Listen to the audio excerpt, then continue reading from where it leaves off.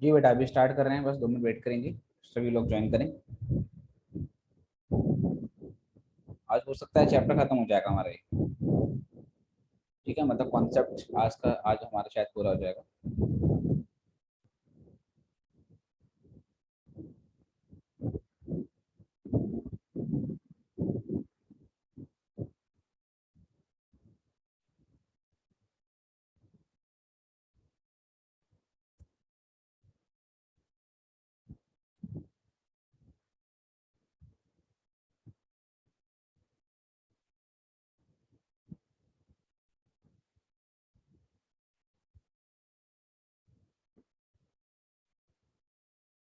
और last class का costing का लेक्चर भी रिकॉर्ड कर लिया था मैंने, पर वो सेंड नहीं किया शायद आपको ना।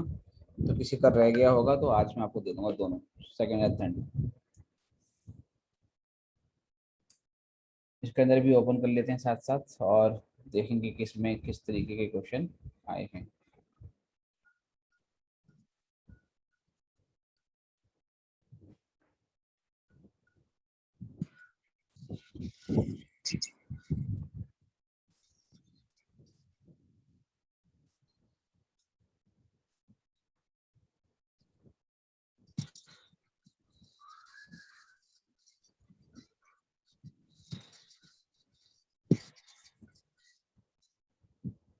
चलिए, तो I think I should start.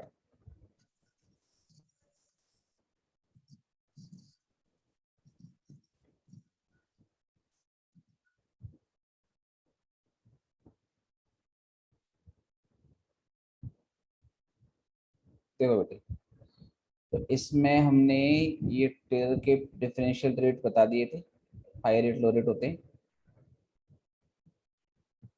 और अब यहाँ से ये बताना है।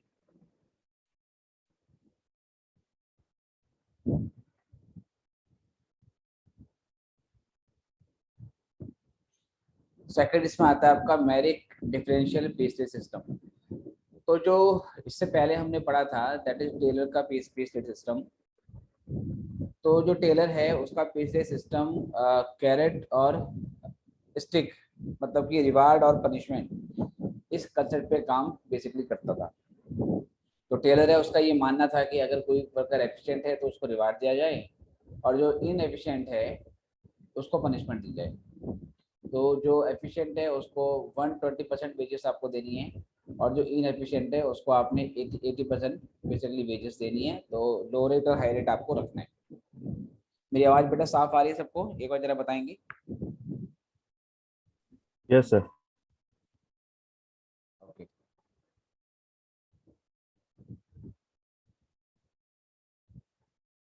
राइट। तो यहाँ से अभी करते हैं इसको। तो अब है हमारे पास मैरिक का सिस्टम। मैरिक डिफरेंशियल रेट क्या बोलता है कि आपको पनिशमेंट देने की जरूरत नहीं है, वर्कर को उसका एटलीस्ट जो नॉर्मल रेट है वो तो मिलना ही चाहिए, वो तो मिलना ही चाहिए। बाकी वर्कर अगर एफिशिएंट होगा तो एफिशिएंसी के हिसाब से हम धीरे धीरे उसके पीस रेट को बढ़ाते रहेंगे। तो मैरिक डिफरेंशियल पीरियड सिस्टम ये कहता है पहले आपने वर्कर की एफिशिएंसी कैलकुलेट, पहले वर्कर की जो एफिशिएंसी है उसको कैलकुलेट करना पड़ेगा। अब एफिशिएंसी कैसे निकालते हैं सर? उसके दो दो फॉर्मूले होते हैं, लास्ट वाली क्लास में बताया था। अगर हमें आउटपुट दे रखा हो तो एफिशिएंसी का फॉर्मूला होता है actual output divide by standard output into 100। और अगर सर हमें क्या नाम है टाइम दिया हो तो फॉर्मूला होता है उसका स्टैंडर्ड टाइम अपॉन में एक्चुअल टाइम इनटू 100, राइट। तो पहले वर्कर की एफिशिएंसी आपको निकालनी पड़ेगी। अगर वर्कर की एफिशिएंसी 83.33% तक आती है, 83.33, और आई शुड से 83 1/3, तो वर्कर को जो नॉर्मल पीस रेट है उसका 100% दे दिया जाएगा। इसका ये मतलब है कि नॉर्मल पीस रेट तो मिलेगा ही मिलेगा। कब? अगर एफिशिएंसी अगर एफिशिएंसी 83.33 या के 83.33 के बराबर है या उससे कम है। अगर वर्कर 50% एफिशिएंसी पे अचीव कर रहा है, अगर वर्कर 20% एफिशिएंसी पे अचीव कर रहा है, तो भी उसको अपना नॉर्मल पीस रेट तो मिलेगा ही मिलेगा। जितनी क्वांटिटी उसने बनाई होगी उसका पर रेट जो होगा उसके हिसाब से पेमेंट कर देगी। अगर वर्कर की एफिशिएंसी 83.33 से ज़्यादा है और 100% तक है ना, तो उसे नॉर्मल पीस रेट का 110% दे दिया जाएगा, नॉर्मल पीस रेट का 110। और अगर एफिशिएंसी 100% से ज़्यादा है तो उसको नॉर्मल पीस रेट का 120% दे दिया जाएगा। तो किसी भी सिचुएशन में नॉर्मल पीस रेट से कम की पेमेंट नहीं होगी। अगर एफिशिएंसी 83/3 या 83.33% तक है तो नॉर्मल पीस रेट दे दो। अगर 83.33 से ज़्यादा है और 100 तक है ना, मतलब 85% है या 86% है या 90 है या 99% है या 100% भी है, तो भी आपने क्या करना है, नॉर्मल पीस रेट का 110% देना है। और अगर एफिशिएंसी 100% से ज़्यादा आती है तो नॉर्मल पीस रेट का 120% 120% आपने देना है।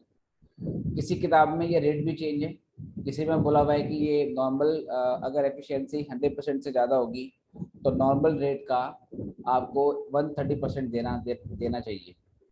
तो किसी बुक में 130% भी बोला हुआ है, लेकिन हमारा जो CMA का मॉड्यूल है वो 120% के जो कॉन्सेप्ट है उसको फॉलो करता है। तो मेरिट में इस तरीके से बात की जाती है। बताओ पहले ये समझ में आया या नहीं? Yes sir. क्वेश्चन देखेंगे फिर इस पे। एक एग्जांपल लिया है मैंने और उस एग्जांपल को बेसिकली टेलर से और मेरिट से और बाकी रेट से करने की कोशिश करते हैं, राइट। 2 मिनट वेट करेंगे बस जी। अब आते हैं इसमें।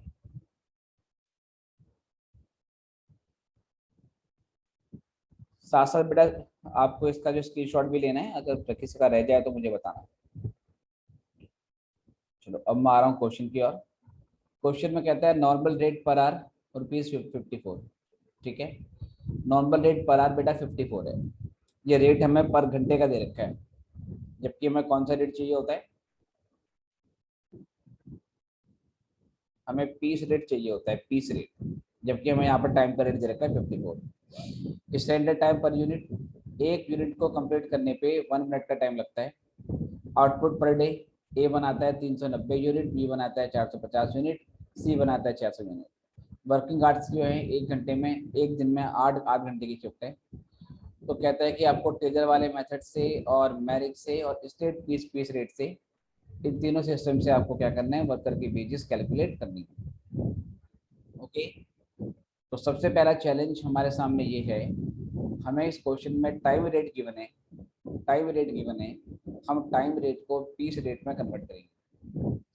अब ये टाइम रेट पीस रेट में कन्वर्ट होगा कैसे, बहुत ध्यान से देखना। हमें ये बोला हुआ है कि 1 घंटा 1 आवर ₹54 के बराबर है ना बेटा। नॉर्मल रेट पर आवर 54, मतलब 1 घंटे के 54 रुपीज आपको पे करने पड़ते हैं, ये नॉर्मल रेट है। अच्छा, उसके बाद है बेटा स्टैंडर्ड टाइम। 1 मिनट में 1 यूनिट बननी चाहिए, ठीक है। 1 मिनट जो है वो आपको 1 यूनिट का आउटपुट देगी। अगर 1 मिनट में 1 यूनिट का आउटपुट बनना चाहिए, इस हिसाब से 60 मिनट में, मतलब 1 आवर में कितने यूनिट बननी चाहिए बताइए, एज पर स्टैंडर्ड।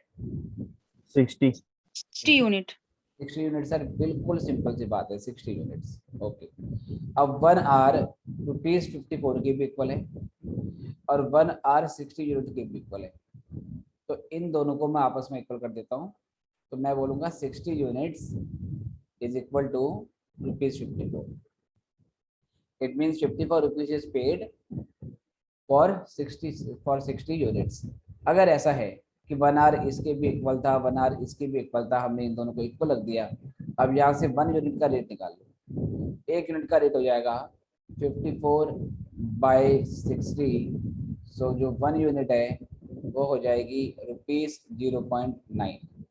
तो यहाँ से हमारा आ गया पीस रेट। क्या आया सर, पीस रेट आया ₹0.9 पर यूनिट। बताओ बात समझ में आई है नहीं?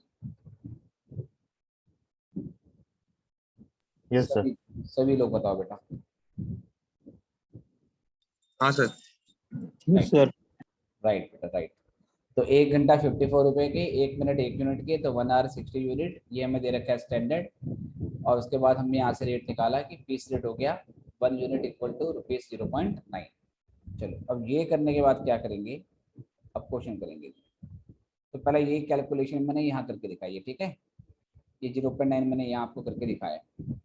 अच्छा, अब अगर 1 घंटे में 60 यूनिट बननी चाहिए, क्योंकि 1 मिनट में 1 यूनिट, 1 घंटे में 60 यूनिट, हमारी 8 घंटे की शिफ्ट है, तो 8 घंटे में कितना आउटपुट बनना चाहिए as per the standard, as per the benchmark, how many unit should be produce in a day.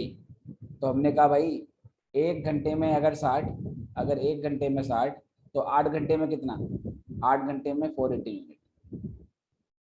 अगर 1 घंटे में 60 यूनिट बननी चाहिए तो हमारी 8 घंटे की शिफ्ट है, तो as per standard in a day हमें 480 यूनिट्स प्रोड्यूस करनी चाहिए। बताओ बात समझ में आई या नहीं आई?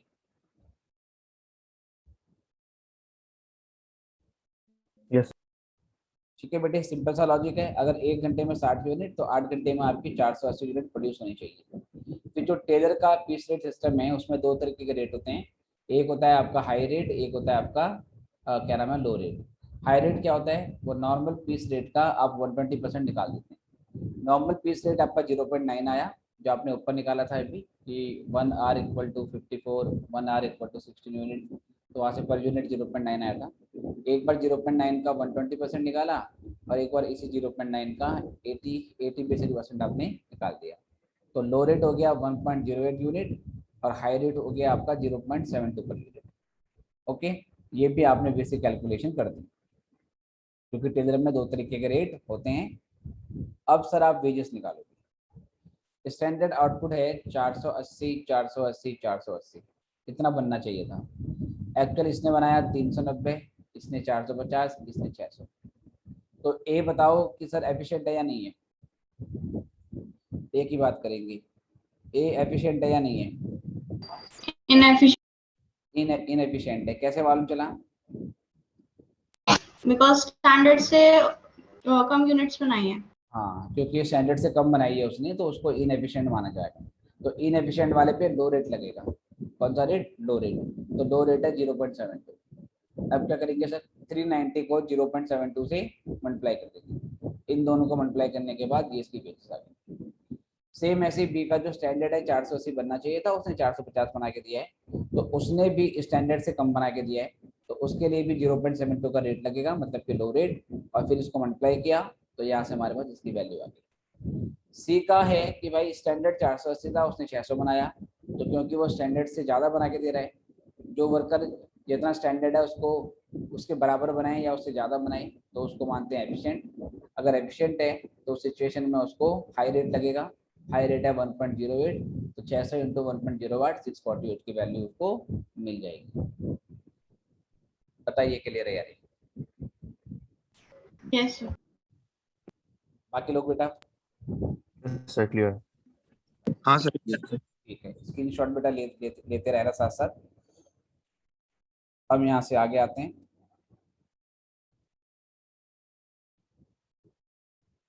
अब है मैरिक वाला।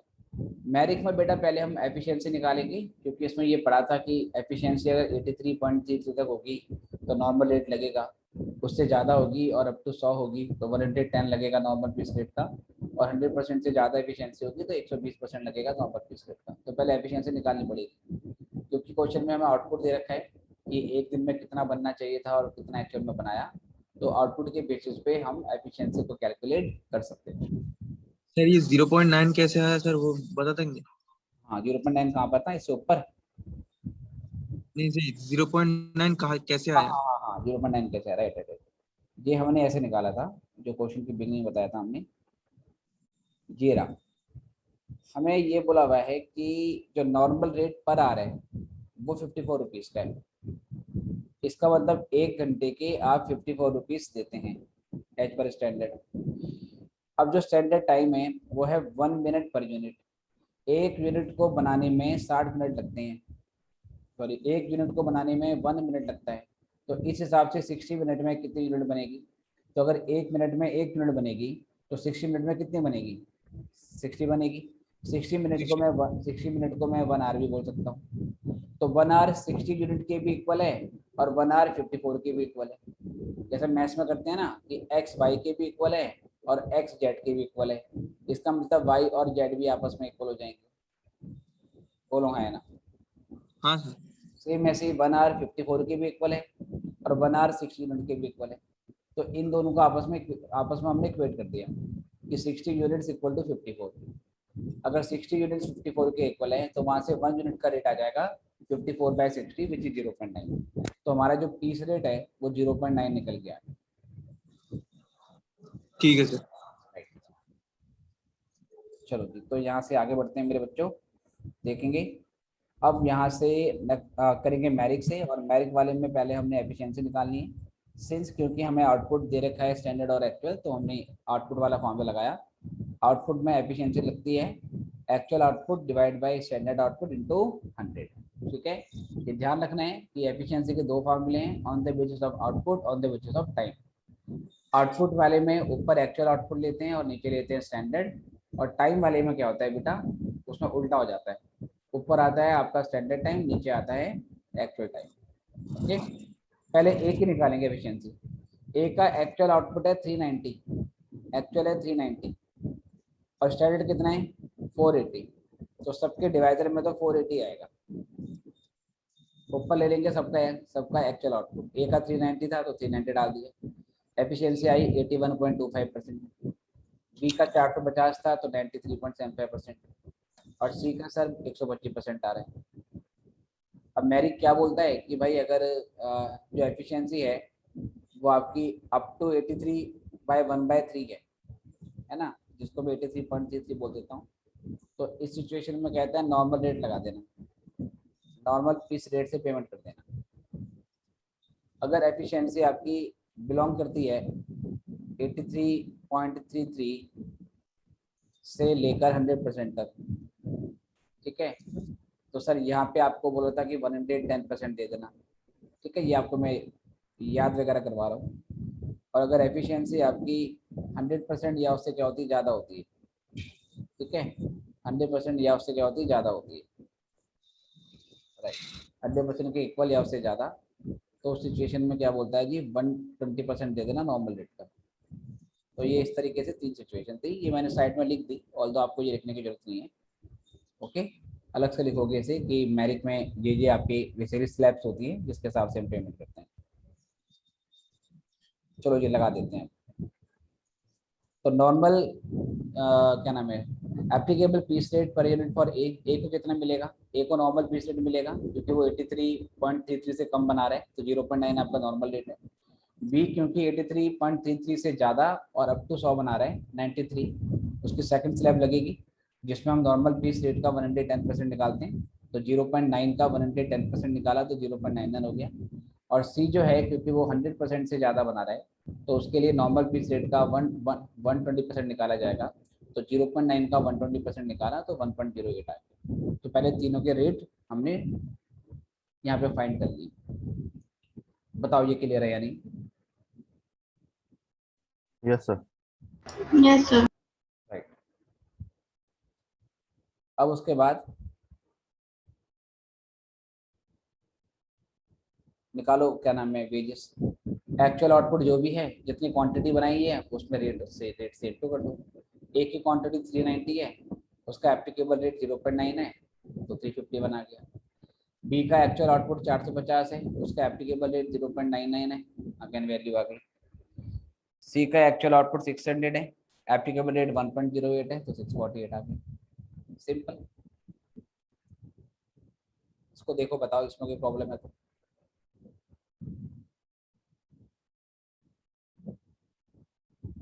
मैं आगे बढ़ता हूँ। Clear sir. ठीक है, एकदम क्लियर है, इसमें कोई समस्या नहीं है। एक मिनट, एक बार मैं स्क्रीन शेयर कर देता हूँ ना, फिर मुझे कौन एडमिट हो रहा है मुझे दिखता नहीं है, इससे बीच बीच में इसको मैं चेक करता रहता हूँ।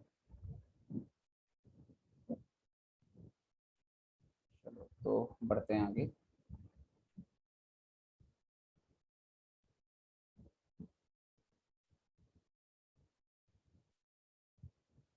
जी, उसके बाद तीसरा आपके पास है straight piece rate system. Straight piece rate में क्या होता है, कुछ नहीं देखते, बस क्वांटिटी को पीस रेट से इंटू कर दो। कम बनाया, ज़्यादा बनाया, एफिशिएंट है या नहीं है, कोई फर्क नहीं पड़ता। तो स्ट्रेट पीस रेट में देखो क्या है, सिंपल फॉर्मूला लग रहा है, टोटल आउटपुट कितनी क्वांटिटी बनाई है उसने और नॉर्मल पीस रेट से इंटू कर दो। ये इनकी क्वांटिटी है और नॉर्मल पीस रेट 0.9 है, तो ये आ गई इनकी सैलरी। कोई उसमें बोनस नहीं मिलता, बस क्वांटिटी जितनी बनाते हो क्वांटिटी के हिसाब से रेट से मल्टीप्लाई वगैरह कर देते हैं। जैसे मुझे याद है जब मैं छोटा था, अराउंड 3rd या 4th क्लास में था, तो जब समर वैकेशन हमारी होती थी तो हमारे घर के आसपास ही एक फैक्ट्री थी। उस फैक्ट्री में होता क्या था कि जो कह सकते हैं माला जो होती थी वो उसमें बेसिकली मतलब बनती थी।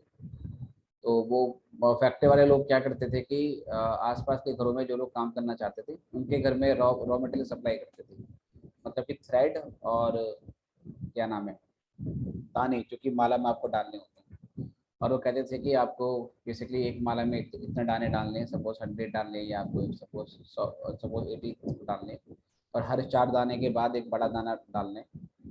और जितनी माला हम बनाते थे, आई रिमेम्बर पर डे का हमें एक मतलब रुपए का पेमेंट हमें होती थी। तो हम लोग समर वैकेशन का वेट करते थे कि समर वैकेशन आएगी, हमें भी काम वगैरह मिलना स्टार्ट होगा, और हम मॉर्निंग में अराउंड 9 से लेकर दो मतलब बजे तक वो काम करेंगे और पीस रेट के हिसाब से पेमेंट मिलेगी। अब जो पेमेंट मिल जाएगी उससे फिर हम अपना कह सकते हैं कि पार्टी करना सारे दोस्त वगैरह मिलके, है ना। तो वो चीज़ें इसमें होती थी हमारी। तो सिंपल है, जितनी क्वांटिटी बनाओ क्वांटिटी को मल्टीप्लाई कर देते थे रेट से, पीस रेट से नंबर। चलिए अगला यहाँ से आता है हमारे पास Gantt task method, right. Gantt task method में क्या देखते हैं, इसका स्लैब पढ़ते हैं। वैसे मैं आपको बताऊं तो लेबर वाले चैप्टर से मुश्किल से 5 से 6 मार्क्स का आपका क्वेश्चन आता है, ठीक है। और इसमें नॉर्मली हेल्सी वाला और रोन वाला और हेल्सी वियर, हेल्सी प्रीमियम रोन, इसमें से क्वेश्चन पूछता है। अदरवाइज इसका एक कैश है जिसमें थ्योरी है, उसमें से कोई शॉर्टकट आपको दे देता है। ये सारी चीज़ें हम बता तो रहे हैं मेरिट वगैरह, लेकिन आने की पॉसिबिलिटी बहुत कम, बट पार्ट ऑफ सिलेबस से फिर भी करना है। गैंट टास्क में क्या होता है सर, इसमें हम ये देखते हैं कि वर्कर एक्चुअल आउटपुट से ज़्यादा बना रहे हैं या एक्चुअल आउटपुट के बराबर बना रहे हैं या एक्चुअल आउटपुट से कम आउटपुट बना के देता है, ठीक है। मतलब जो हमारे स्टैंडर्ड है, सॉरी एक्चुअल नहीं, जो स्टैंडर्ड है उससे ज़्यादा बना रहे हैं, उसके क्या नाम है इक्वल बना रहा है या उससे कम बना रहे हैं, उसके हिसाब से क्या होगा, उसका रेट लगेगा। तो पहली कंडीशन है actual output is less than standard output. मतलब यहाँ पे वर्कर बताओ कि एफिशिएंट है या इनएफिशिएंट है। केस 1 इनएफिशिएंट है, क्यों? क्योंकि स्टैंडर्ड आउटपुट ज़्यादा है, एक्चुअल आउटपुट क्या है, कम है। तो कहता है अगर वर्कर इनएफिशिएंट होगा, मतलब वो टारगेट आउटपुट से कम बनाएगा, स्टैंडर्ड आउटपुट से कम बनाएगा, तो वर्कर को ना टाइम के हिसाब से पेमेंट करना। फिर वर्कर की क्वांटिटी मत देखना, उसका टाइम देखना। जैसे एक वर्कर को बोला कि भाई 1 मिनट में 1 यूनिट बननी चाहिए, 1 घंटे में 60 यूनिट बननी चाहिए, इस हिसाब से 8 घंटे की शिफ्ट होती है एक दिन की, तो 480 यूनिट आपको पर डे में बनानी है। अगर वो 480 यूनिट से कम बनाता है तो उसको पीस के हिसाब से पेमेंट नहीं होगी, उसको पीस रेट नहीं मिलेगा। उस सिचुएशन में उसको टाइम रेट मिलेगा।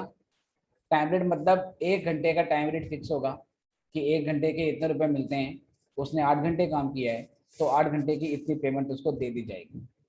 एक्चुअल क्वांटिटी कितनी बनी है, पीस रेट क्या है, फिर वो देखा ही नहीं जाएगा, राइट। तो अगर जो वर्कर है वो स्टैंडर्ड आउटपुट से कम बना के देता है तो पीस रेट के बदले टाइम रेट लगा दो। टाइम रेट का मतलब है कितने घंटे काम किया मल्टीप्लाई बाय 1 घंटे का रेट कितना था, ठीक है सर। दूसरी कंडीशन, अगर एक्चुअल आउटपुट स्टैंडर्ड आउटपुट के बराबर है, मतलब वर्कर ने क्या करा, जो स्टैंडर्ड आउटपुट है जस्ट उसके क्या नाम है कि मतलब जस्ट उसके बराबर उसने आउटपुट बनाया, तो भी आपको टाइम के बेसिस पे ही सैलरी निकालनी है उसकी, तो भी आप टाइम के बेसिस पे ही उसकी वेजेस निकालोगे। सेम फॉर्मूला जो ऊपर लगा है वो हमने नीचे लगा दिया, बस उसका 120% आपको निकाल देना है। तो जो उसकी वेजेस बनेगी टाइम के बेसिस पे उसका 120% निकाल देंगे, मतलब 20% उसको एक्स्ट्रा दे दिया जाएगा, 20% उसको एक्स्ट्रा दे दिया जाएगा, राइट। तीसरी पॉसिबिलिटी हमारी है कि वर्कर एक्चुअल आउटपुट ज़्यादा बनाता है और जो स्टैंडर्ड आउटपुट था वो कम था। लाइक 480 यूनिट्स एक दिन में उसको सपोज मान लीजिए कि मतलब बनानी थी, उसने 481 बना दी या 490 उसने बना दी, राइट। तो उसमें सर होता क्या था, उसमें क्या आपका होता था, हाई पीस रेट दिया जाएगा। अब पहली बार यहाँ पर पीस रेट लगेगा, देखो इन दोनों सिचुएशन में टाइम रेट लगनी थी, ए और बी इन दोनों में टाइम रेट लग रहा है। लेकिन जब वर्कर स्टैंडर्ड आउटपुट से ज़्यादा बना के देगा तो आपको सर पीस के हिसाब से क्या करनी है, इंटू करनी है, उसका पीस रेट निकालेंगे, कितना आउटपुट बनाया वो हम देखेंगे, फिर उस जो वेजेस आएगी उसका 120% निकालना पड़ेगा। तो पीस रेट तभी दिया जाएगा अगर वो स्टैंडर्ड आउटपुट से ज़्यादा आउटपुट बना के दे रहा है। बताओ जी, ये बात समझ में आई या नहीं आई? Yes sir. बाकी लोग? Yes sir. ठीक है। अब जैसे हमने सेम सेम बेटा क्वेश्चन ले लिया, सेम क्वेश्चन है जिसमें 1 मिनट की 1 यूनिट, 1 घंटे की 60 यूनिट और 8 घंटे की 480 यूनिट, सेम क्वेश्चन मैंने ले लिया।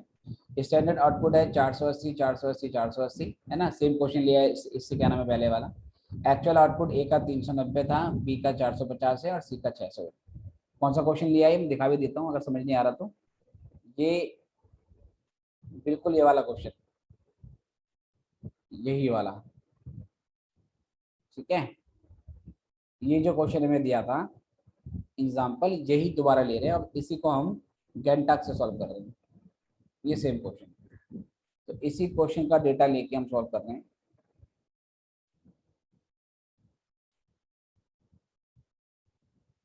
ठीक है जी, इसी क्वेश्चन का डेटा लेके हम सॉल्व कर रहे हैं गैंटाक से, राइट। तो ये हमारा स्टैंडर्ड आउटपुट 480 का एक दिन का जो निकाला था हमने, 1 मिनट में 1 यूनिट, 1 घंटे में 60 यूनिट, 8 घंटे में 480 यूनिट। एक्चुअल आउटपुट आपको दे रखा है 390, 450 और 600। तो ए और बी दोनों सिचुएशन में यू कैन से कि वो स्टैंडर्ड आउटपुट से कम बना के दे रहा है। अगर स्टैंडर्ड आउटपुट से कम बना के देगा तो उसको टाइम के हिसाब से पेमेंट मिलेगी, उसको टाइम के हिसाब से पेमेंट मिलेगी। उस सिचुएशन में क्वांटिटी मैटर नहीं करती। तो हमें क्वेश्चन में ये बोला हुआ था कि 1 घंटे का 54 रुपीज़ हमारा स्टैंडर्ड रेट है। अगर 1 घंटे का 54 है तो 8 घंटे का कितना मिलेगा, 54 इंटू 8, ये हो गया 432। बी ने भी स्टैंडर्ड आउटपुट से कम बनाए, इसका भी सेम होगा 54 इंटू 8। सी जो है उसने स्टैंडर्ड आउटपुट से ज़्यादा बनाया, इसका लगेगा बेटा क्या, इसका लगेगा आपका पीस रेट। और पीस रेट में कैसे लगेगा, मैंने कहा 0.9 लेना है, ये पीस रेट है, क्वांटिटी लेनी है और उसका 120% निकाल देना है, 120%। तो ये अगर 120% आएगा तो मैं इस हिस्से को 1.08 भी लिख सकता हूँ, इंटू 100 कर दिया, सेम चीज, तो ये 648 आ गया। बताइए क्लियर है यार? यस। यस। ठीक है बेटे। Clear sir. तीसरा हमारे पास आता है बिडॉक्स मेथड। ठीक है सर, बिडॉक्स मेथड कुछ हेल्सी जैसा ही है, जैसे हमने हेल्सी प्रीमियम या हेल्सी बियर या कह सकते हैं कि मतलब रोल प्लान किया था, उसकी सेम वैसा ही है। बिडॉक्स वाले में ये बोलता है कि जो टाइम वेजेस है वो तो आपको देनी देनी है ना, टाइम वेजेस, टाइम तो आपको मतलब जो टाइम वेजेस है वो आपको देनी देनी है।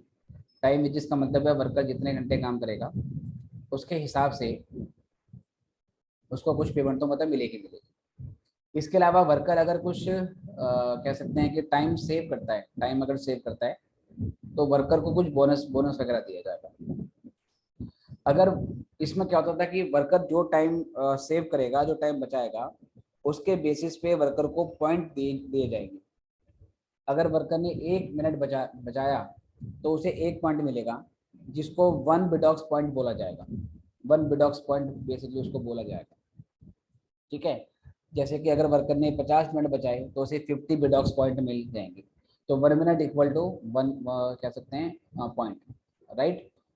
तो सबसे पहले हमने क्या देखना है, वर्कर की टाइम के हिसाब से कितनी वेजेस बनती है, उसके लिए आवर्स वक्त को जो वेज रेट पर आवर होगा उससे कर देंगे मल्टीप्लाई। उसके बाद वर्कर के पॉइंट देखेंगे, कि वर्कर के कितने पॉइंट बेसिकली हमने गैदर, वर्कर ने कितने पॉइंट बेसिकली जो है वो अर्न किए हैं। अगर वर्कर ने सपोज 315 बिडॉक्स पॉइंट इनकर करें तो 315 बिडॉक्स एक्चुअली 315 मिनट हैं। तो इस 315 मिनट को पहले आप आवर्स में कन्वर्ट करोगे, तो मिनट को आर में कन्वर्ट करने के लिए व्हाट यू विल डू कि 60 से क्या करोगे, डिवाइड करोगे। इतना टाइम उसने बचाया मिनट में, उसको 60 से डिवाइड किया तो वो घंटे में कन्वर्ट हो जाएगा। कितने घंटे उसने बचाए, अगर उसने इतने घंटे बचाए तो इतने घंटों के कितने पैसे बनते हैं, मतलब टाइम रेट से इंटू आपको करनी पड़ेगी। तो टाइम रेट से करने के बाद मालूम चलेगा उसने कंपनी के इतने पैसे बचा दिए, जितने पैसे उसने बचाए उसका 75% उसको दे दिया जाएगा। इससे आपको याद है कि हमने हेल्सी वाला पढ़ा था, उसमें किसी में प्रीमियम था 50% था, किसी में आपका 30% था, और किसी में रोन वाले में क्या करना पड़ता था, प्रोपोर्शन निकालना पड़ता था। इसमें क्या है, बोनस फिक्स है, बोनस आपको 75% दे दिया जाएगा ऑफ टाइम सेव, जितने टाइम आपने सेव करें उसके ऊपर। बस इसमें करना क्या होता है, पहले जो वो टाइम सेव करेगा उसके बदले में उसको पॉइंट मिलेंगे। 1 मिनट 1 बिडॉक्स पॉइंट के क्या नाम है इक्वल होगा, और बिडॉक्स पॉइंट को फिर हम क्या करेंगे, घंटे में कन्वर्ट करेंगे। तो घंटे में कन्वर्ट करने के लिए उसको 60 से डिवाइड करना पड़ेगा। इसमें क्वेश्चन ऐसे पूछ सकता है आपसे कि एक वर्कर ने 8 घंटे शिफ्ट किया और वर्कर ने कह सकता है कि 75 बिडॉक्स पॉइंट अर्न किए। अगर टाइम रेट इतना है तो आपको बताइए कि बिडॉक्स वाले मेथड से कितनी उसकी वर्किंग बनेगी। तो वर्कर ने 8 घंटे काम किया है, मान लो 1 घंटे का उसको 50 रुपीज़ दिया जाता है, तो 8 इंटू 50 400 रुपये तो उसका टाइम का वेजेस हो गया। आगे बोलता है कि उसने 75 मिनट बचाए हैं, 75 बिडॉक्स पॉइंट उसने अर्न किए हैं। तो 75 बिडॉक्स पॉइंट को पहले आप आवर्स में कन्वर्ट करोगे, तो 75 को डिवाइड करोगे 60 से, उसके बाद वो आवर्स में कन्वर्ट हो गया। उसके बाद उसको टाइम रेट से इंटू करोगे जो कि हमारा 50 रुपये था, देन उसका 75% निकालो। बताओ बिडॉक्स वाला पॉइंट क्लियर है या नहीं? Yes sir. यस। चलो क्वेश्चन देखो। क्वेश्चन है कि भाई स्टैंडर्ड आवर्स आपका 8 घंटे का है, ठीक है, और एक्चुअल आपका 6 बेसिकली घंटे का है।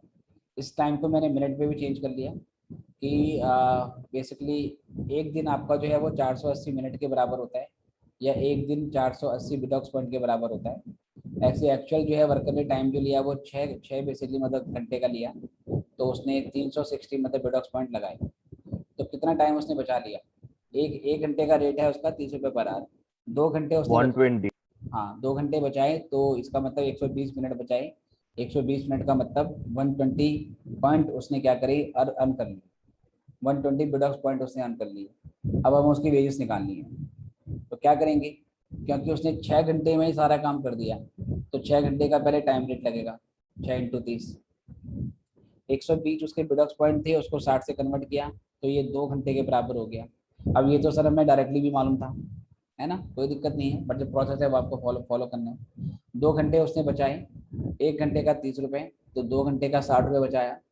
इस 60 रुपये का 75% निकाल दो, तो 225 की यहाँ से हमारी अमाउंट बन गया। बताओ क्लियर है यानी? Yes sir. बस ये हुआ कि कभी कभार आपको बिडॉक्स पॉइंट आपको डायरेक्टली गिवन होगा, ऐसे नहीं बचाएगा कि आपको दो ऐसे नहीं बोलेगा कि 8 घंटे का टाइम अलाउड था, 6 घंटे काम किया। ऐसे बोल देगा वर्कर ने 6 घंटे काम किया और वर्कर ने 75 बिडॉक्स पॉइंट अर्न करे, 1 घंटे का रेट इतना, बताओ कितनी वेजेस बनती है। तो वहाँ पे बिडॉक्स पॉइंट को आपने आर्ट्स पर कन्वर्ट करना है पहले, तो डिवाइड करना पड़ेगा 60 से, ये जरूर याद है बेटा। क्या सबको बात समझ में आ गई? Yes sir. हाँ सर। Yes sir. ओके। अब है बेटा हमारे पास एमर्सन एफिशिएंसी सिस्टम, ठीक है। अब ये जो एमर्सन सिस्टम है ना, इसमें पता है क्या है, इसमें सर 32 स्लैब्स बनाई गई हैं। जिससे मैरिक वाले में 3 है हमारी स्लैब हैं, गेंटास वाले में स्लैब भी हमारी 3 है, और जो टेलर है उसमें दो स्लैब थी, एक का हाई रेट एक का लो रेट। इसमें 32 स्लैब्स हैं। इसमें क्या है कि आपको एफिशिएंसी निकालनी होती है, और एफिशिएंसी के हिसाब से अलग अलग एफिशिएंसी लेवल पे अलग अलग रेट आपका लगता है। कि अगर एफिशिएंसी सपोज 60 अगर आपकी होगी, तो 60% की अगर एफिशिएंसी होगी तो उस पर कितना आपका वेज रेट लगेगा। अगर 60 से ज़्यादा है और 65 तक है तो आपको कितना लगेगा। तो इस तरीके से 32 स्लैब रेट है। और डेफिनेटली ये 32 स्लैब रेट आप इसको आप मेमोराइज नहीं कर सकते। इसके लिए लर्न वगैरह कर पाना आपके लिए पॉसिबल नहीं होगा। तो एमर्सन का जब भी पेपर में क्वेश्चन आएगा, आपको सेलिब्रेट क्वेश्चन में गिवन होते हैं कि भाई ये एक कंपनी में पेमेंट का सिस्टम है कि इतनी % एफिशिएंसी को बेसिकली अचीव करने पे इतना एक्स्ट्रा बोनस दिया जाता है। तो आपको देखना पड़ेगा पहले वर्कर की जो एफिशिएंसी वो क्या है, वो आपको निकालनी पड़ेगी। उसके लिए या तो आउटपुट वाला फॉर्मूला लगेगा या टाइम वाला फॉर्मूला लगेगा। फिर देखेंगे कि जो चार्ट आपको गिवन है, जो स्लैब रेट आपको गिवन है, उसमें वर्कर की जो बेसिकली मतलब एफिशिएंसी है वो कहाँ से बिलोंग कर रही है, कहाँ पे फॉल कर रही है, वो आपको देखनी पड़ेगी। और जिस लेवल पे वो आएगी फिर वो रेट आपको देख के उसके आधार पर वेजेस की कैलकुलेशन करनी करनी राइट। तो एमर्सन का क्वेश्चन नॉर्मली पेपर में पूछा नहीं जाता, क्योंकि अगर ये पूछेंगे तो 32 स्लैब्स क्वेश्चन पेपर में प्रिंट वगैरह करनी पड़ेगी, जो कि थोड़ा लेंथी टाइम वगैरह हो जाता है। कई बार क्वेश्चन में ये जो हमने सारे के सारे सिस्टम पढ़े, हमने हेल्सी बियर, रोहन और हेल्सी प्रीमियम, उसके अलावा गेटास, डिफरेंशियल और मैरिक के रेट पढ़े, और एक रेट ये हो गया आपका पॉइंट नंबर ई जो कर रहे हैं। कई बार क्वेश्चन में इन सब के अलावा किसी कंपनी का अपना यूनिक वेज रेट सिस्टम दिया होता है। मतलब ये जरूरी नहीं है कि हर कंपनी में वेज पेमेंट किसी के बेसिस पे लगेगी। कोई कंपनी अपना खुद का वेज पेमेंट का सिस्टम बना सकती है, ठीक है। बस वो एज पर जो करंट लॉ है उसके बेसिस पे होना चाहिए। नियम ऐसा नहीं होना चाहिए जिसमें वर्कर को ज़्यादा से ज़्यादा एक्सप्लॉइट किया जा रहा है, ऐसा नहीं क्या नाम है इसमें होता। जो इन इंडस्ट्री की प्रैक्टिस है उसके आधार पे कंपनी अपना सिस्टम भी बना सकती है। तो लेबर में कई बार क्वेश्चन क्या आता है कि उसमें पेमेंट का ना अपना सिस्टम बेसिकली मतलब बनाया होता है। मतलब उसमें यूनिक बोल देगा, अगर एफिशिएंसी 90% तक है या उससे ज़्यादा है, 90% तक है या उससे कम है तो नॉर्मल पे रेट मिलेगा। अगर 90% से ज़्यादा और अप टू 95% तक है तो नॉर्मल पीस रेट का 110% आपको देना है। और अगर 95% से ज़्यादा है तो नॉर्मल पीस रेट का 120% देना है। तो कई बार क्वेश्चन में अपना आपको कह सकते हैं कि वेज रेट सिस्टम बना के दे देगा। तो अगर ऐसा है तो जो क्वेश्चन में बोला होगा उसके हिसाब से आपको करना है, ठीक है। डायरेक्शन दी होगी, डायरेक्शन को हम यूटिलाइज करके वेजेस की कैलकुलेशन करेंगे, जैसा बोला होगा उसके हिसाब से आपको करना पड़ेगा। बताओ बात समझ में आई या नहीं आई? Yes sir. जी। अब एक मैंने ये क्वेश्चन कराया है सीएमए के मॉड्यूल का, 2 मिनट वेट करेंगे, पहले मैं मॉड्यूल ओपन कर लूँ और उसमें कहा है ये क्वेश्चन, ये मैं भी आपको दिखाता हूँ। अच्छा, मन्नू ने एंटर कर रखा है, देखो मुझे ना दिखता नहीं है, एक बार मैं क्लास स्टार्ट कर देता हूँ तो मुझे पता नहीं चलता कि कौन एडमिट कर रहा है बाद में। ठीक है बेटे, कोई अगर लेट ज्वाइन करता है तो मुझे व्हाट्सएप में एक मैसेज वगैरह डाल दिया करो।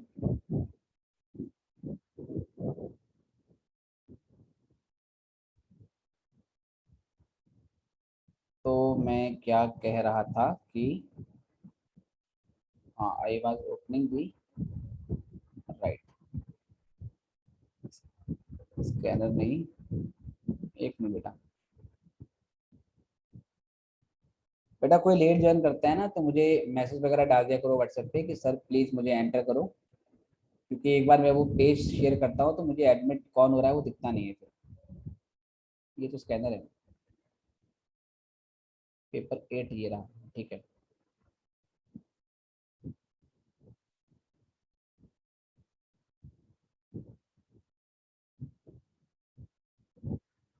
ठीक है, मैं दिखा देता हूँ कौन सा क्वेश्चन है ताकि आप लोग मॉड्यूल ओपन कर लें।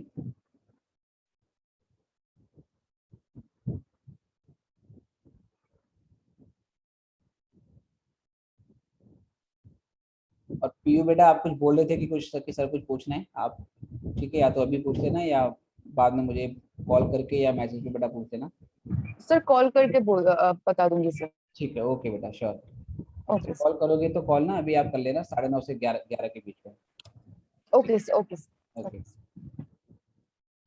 चलो तो आते हैं लेबर में। तो मटेरियल चल रहा है अभी।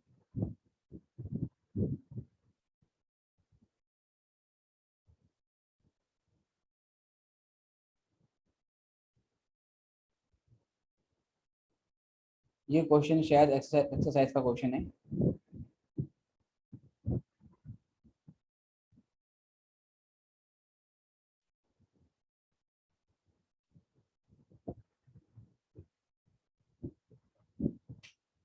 ये क्वेश्चन है बेटा, ठीक है। ये है आपका क्वेश्चन नंबर 23। इसमें ये बोलता है in a factory bonus to workman is paid according to using the Rowan plan. एक फैक्ट्री में हम वर्कर को रोन प्लान के हिसाब से पेमेंट करते हैं। Time allotted for a job is 40 hours. किसी जॉब को कंप्लीट करने के लिए 40 घंटे का टाइम दिया जाता है।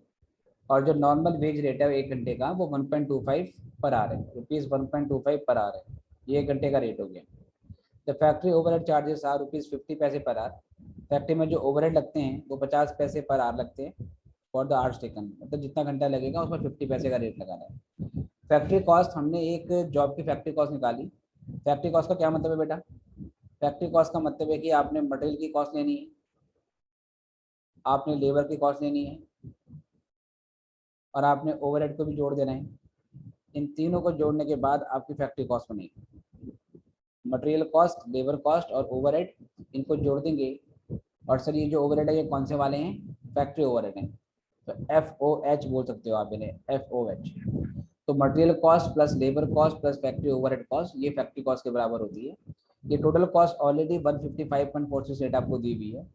कॉस्ट ऑफ मटेरियल आपका 100 रुपये, मटेरियल आपका 100 रुपये लगा है, ये भी आपको दे दिया। लेबर की आपको कॉस्ट आपको निकालनी है। आपको ये बताना है कि वर्कर ने जॉब को पूरा करने के लिए कितना टाइम लिया, ठीक है।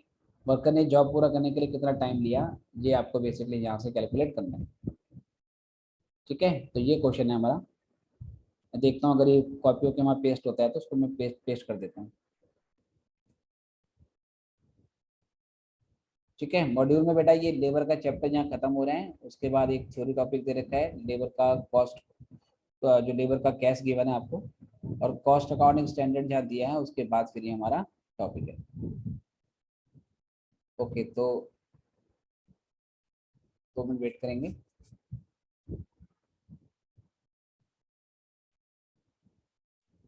स्क्रीन शेयर करता हूँ आपके साथ।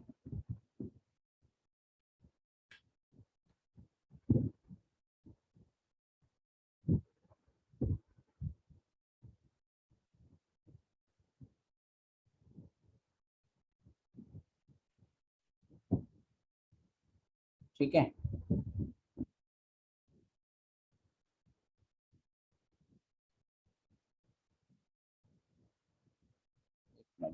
स्क्रीन बड़ी करनी है, राइट।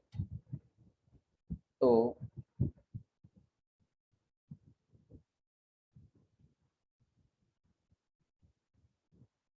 नहीं बेटा, क्वेश्चन तो पेस्ट नहीं हुआ यहाँ पे। अच्छा, हो रहा है शायद, नहीं हो रहा है। हो गया, हो गया, हो गया। ये थोड़ा सा इधर आ गया है, इसको मैं मूव करता हूँ थोड़ा सा।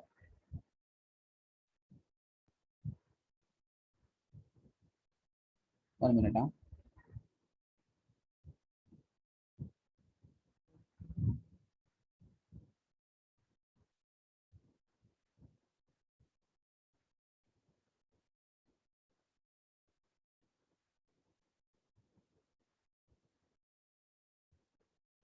एक मिनट बेटा, I am trying to move this, कि ऐसी जगह मूव हो जाए तो दिख जाए, वरना बुक से देख लेना क्वेश्चन को।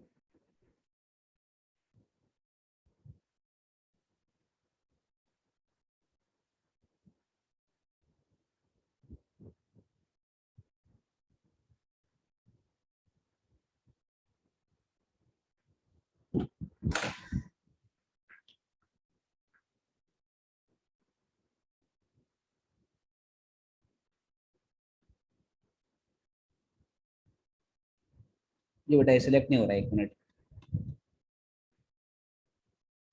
तो ठीक है बेटा, आई गेस आप ना ये क्वेश्चन बुक से देख लो। इसमें कंडीशन क्या क्या है आपको मैं शॉर्ट में लिख देता हूँ। इसमें हमें टाइम अलाउड गिवन है, स्टैंडर्ड आवर्स गिवन है कि 40 घंटे लगने चाहिए, लेकिन जो टाइम टेकन है वर्कर ने कितना टाइम लिया वो हमें नहीं पता। जब टाइम टेकन ही नहीं पता तो टाइम सेव्ड कितना होगा ये भी हम नहीं निकाल सकते। इतना कंफर्म है कि जो वेजेस की पेमेंट है वो रोन प्लान के हिसाब से की गई है। तो हमने क्या करा, हमने कहा भाई चलो जो स्टैंडर्ड आवर्स हैं वो तो गिवन है कि 40 आवर्स हैं। एक्चुअल टाइम टेकन मैंने एक्स आवर्स मान ली, मैंने लेट कर लिया कि वर्कर ने एक्स आवर्स लिए हैं। अच्छा जी, अगर 40 आवर्स उसको अलाउड है, 40 आवर्स उसको अलाउड है और वर्कर ने एक्स आवर्स ले लिए तो कितना टाइम उसने बचा लिया? तो 40 में से एक्स को माइनस कर दो। 40 में से एक्स को माइनस करेंगे तो इतने घंटे उसने बचा लिए होंगे, इतना टाइम उसने सेव किया होगा। बताओ पहले ये चीज समझ में आई या नहीं? Yes sir.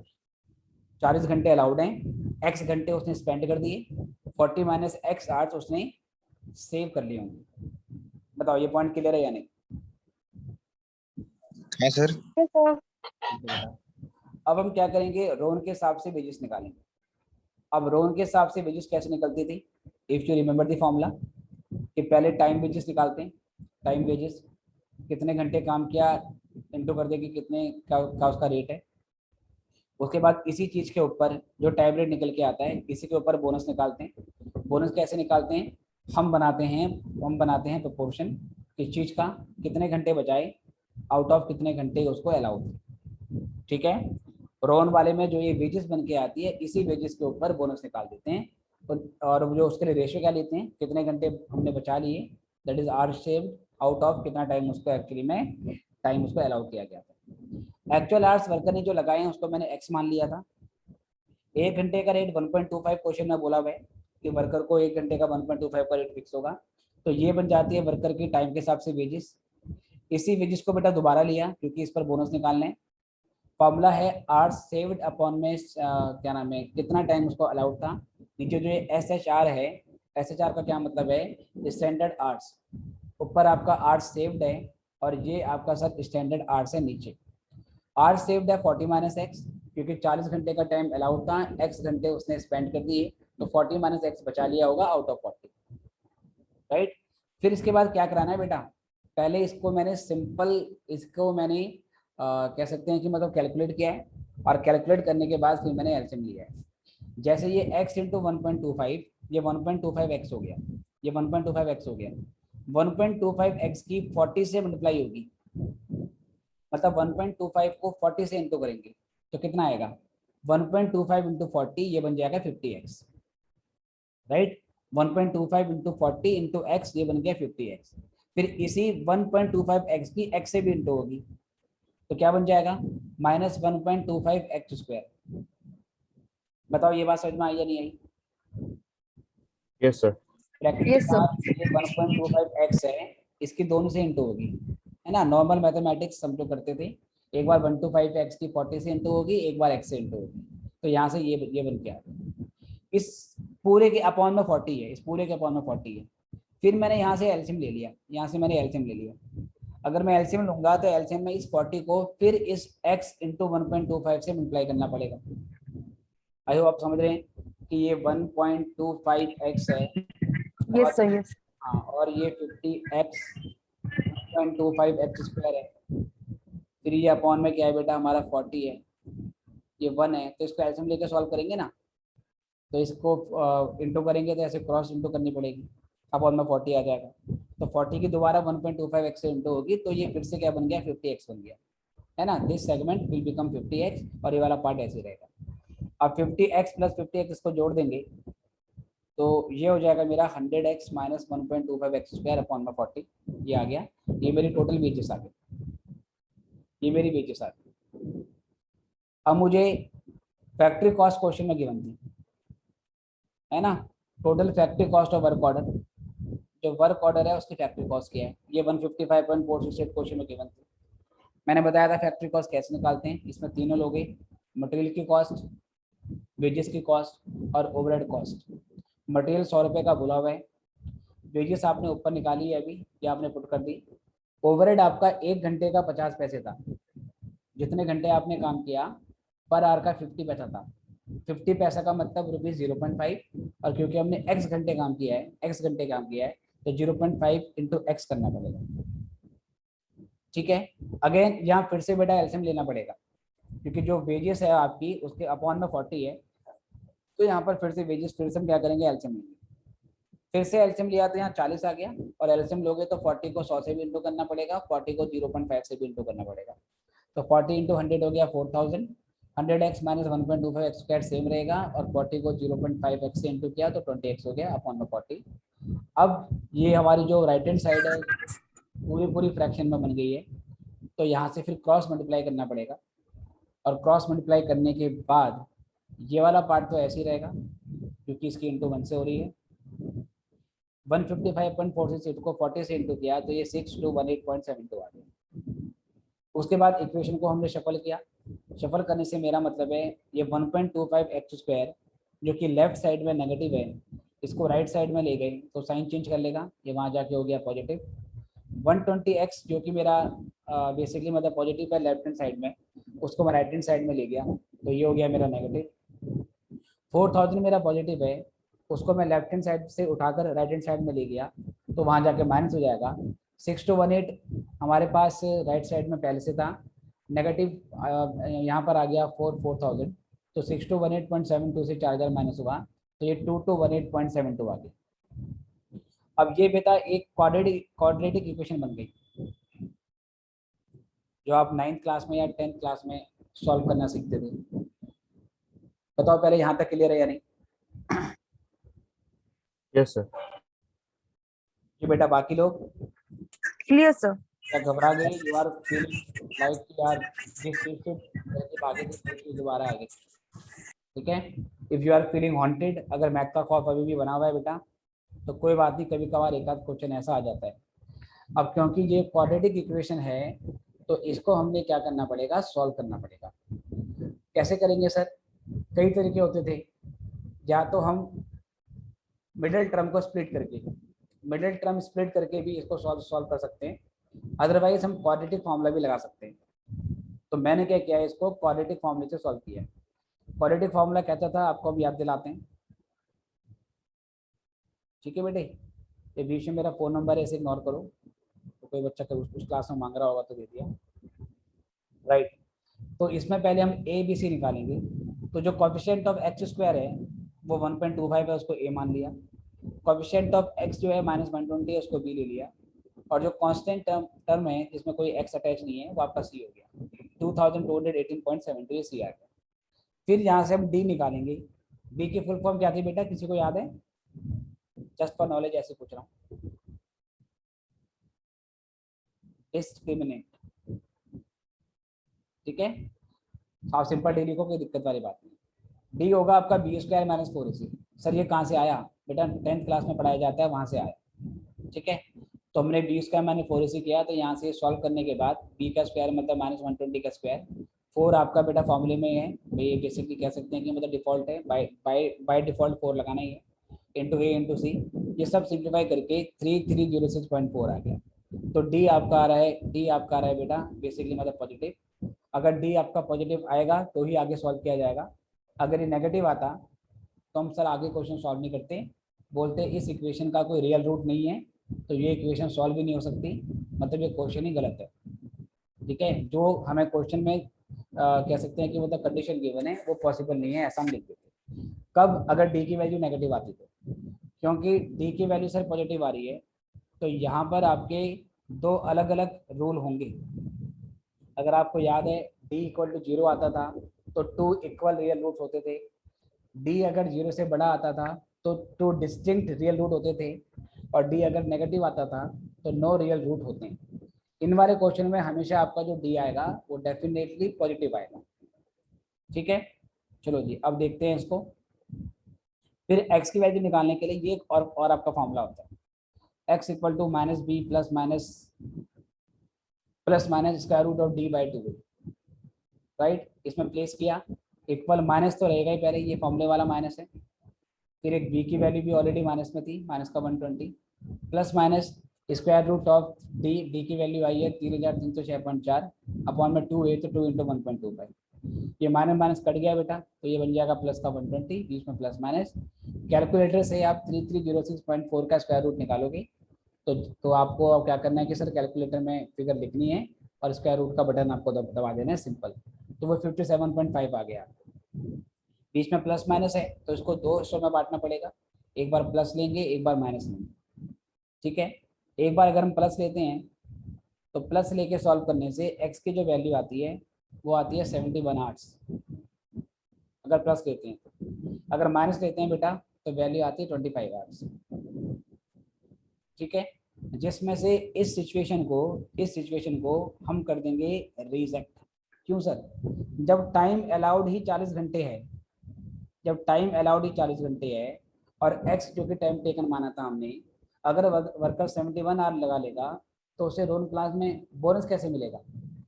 और हम तो ये मान के चल रहे हैं कि बोनस मिला है उसको, क्योंकि हमने बोनस की भी जो कैलकुलेशन है वो हमें वेजेस निकालते वक्त ली है। तो अगर स्टैंडर्ड आवर्स मतलब ऐसे ऐसे 40 घंटे का है और एक्स की वैल्यू 71 है तो ये सिचुएशन पॉसिबल नहीं होगी। किसे कर दिया हमने? रिजेक्ट। सेकंड वाली पॉसिबल है कि 40 घंटे अलाउड थे, 25 घंटे वर्कर ने लगाए तो उसने कम कम घंटे में काम बेसिकली किया है तो बोनस मिला होगा, इसलिए रोन प्लान में बोनस भी दिया है हमने। अगर 40 घंटे में से 25 घंटे वर्कर ने स्पेंड किए हैं, टाइम टेकन अगर 25 घंटे का है तो 15 घंटे उसने बचा लिए। तो अल्टीमेटली हमें क्वेश्चन में टाइम टेकन निकालना था, तो टाइम टेकन जो कि एक्स की वैल्यू थी वो 25 आवर्स के बराबर आपका आ गया। बताओ बेटा क्लियर है या नहीं? हाँ, बाकी सर लोग? थोड़ा स्क्रीन सॉल्यूशन के पहले लेंगे, एक्चुअली सॉल्यूशन का स्क्रीनशॉट नहीं। हाँ ठीक है, तो मैं ये आपको क्वेश्चन शुरू से आपको दिखा देता हूँ, इसे करके देखोगे तो ये समझ में आएगा आपको, है ना। कि थोड़ा सा 10th क्लास की जो मैथ है वहाँ से क्वेश्चन वापस हो गया। 2 मिनट वेट करें, मैं स्क्रीन ऊपर दिखाता हूँ। मॉड्यूल में एक्सरसाइज में ये क्वेश्चन गिवन है, इसका स्क्रीनशॉट लो। और सेम क्वेश्चन एक एग्जाम्पल में भी दिया हुआ है आपको, इंस्टीट्यूट के मॉड्यूल में सेम क्वेश्चन दिया हुआ है एक एग्जाम्पल, तो वो तो आप होमवर्क में अपने आप करोगे। चलिए पहले इतना बेटा स्क्रीनशॉट लो। ओल्ड वाले मॉड्यूल में इसका पेज नंबर 1 to 9 है, नए वाले में हो सकता है कि पेज नंबर चेंज हो, तो आप लोग देख लेना कि इसी पेज पे है या नहीं। जी बेटा स्क्रीनशॉट ले लिया? हाँ सर। चलो आगे बढ़ते हैं।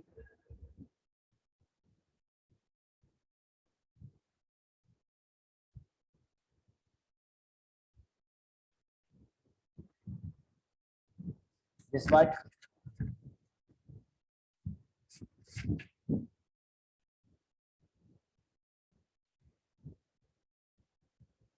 आई गेस ये भी हो गया होगा।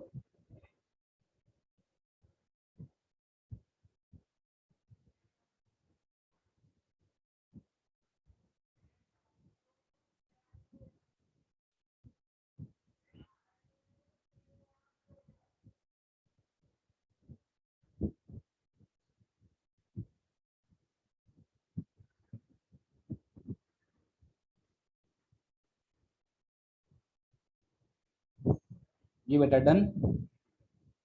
हाँ सर हो गया। ठीक है, तो मोर और लेस बेटा ये चैप्टर हमारा खत्म हो गया है, except from some cost accounting standard.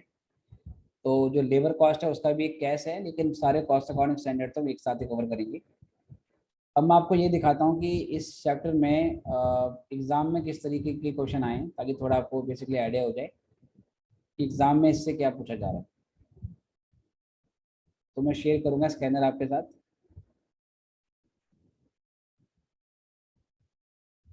और अब मॉड्यूल के बेटा जो एग्जाम्पल है चैप्टर के वो सारे खुद सॉल्व करने हैं आपको होमवर्क में, ठीक है। अगली क्लास में हम क्या करेंगे कि लेबर कॉस्ट ही करेंगे और मॉड्यूल वाले क्वेश्चन देखेंगे। उसमें एक दो क्वेश्चन डिफरेंस हैं, जैसे मैंने बताया था कि कई बार क्वेश्चन में अपना सिस्टम बना के दे देता है तो बस वो अप्लाई करना होता है। कुछ क्वेश्चन आसान है, कुछ क्वेश्चन में जैसा बोला हुआ है वैसा करना है हमें। तो नेक्स्ट क्लास में हम मॉड्यूल वाले क्वेश्चन डिस्कस करेंगे। अभी फिलहाल स्कैनर देख लेते हैं, और मटेरियल का एक मैंने शॉर्ट टेस्ट दिया था आपको, उसको भी डिस्कस करना है, ठीक है। तो जो भी बेटा बीच बीच में प्रैक्टिस के लिए आपको दे देता हूँ उसको सॉल्व आप क्या नाम है किया करो, तो उससे थोड़ा आइडिया हो जाता है कि कितना आपको समझ में आ रहा है। लगातार प्रैक्टिस करनी जरूरी है, वरना आप भूल भूल जाओगे कि क्या चल रहा था और क्या कर लिया हमने। ये लेबर है क्या? Employ cost, okay. जी बेटा, तो ये देखो स्टार्टिंग में थ्योरी है चैप्टर की।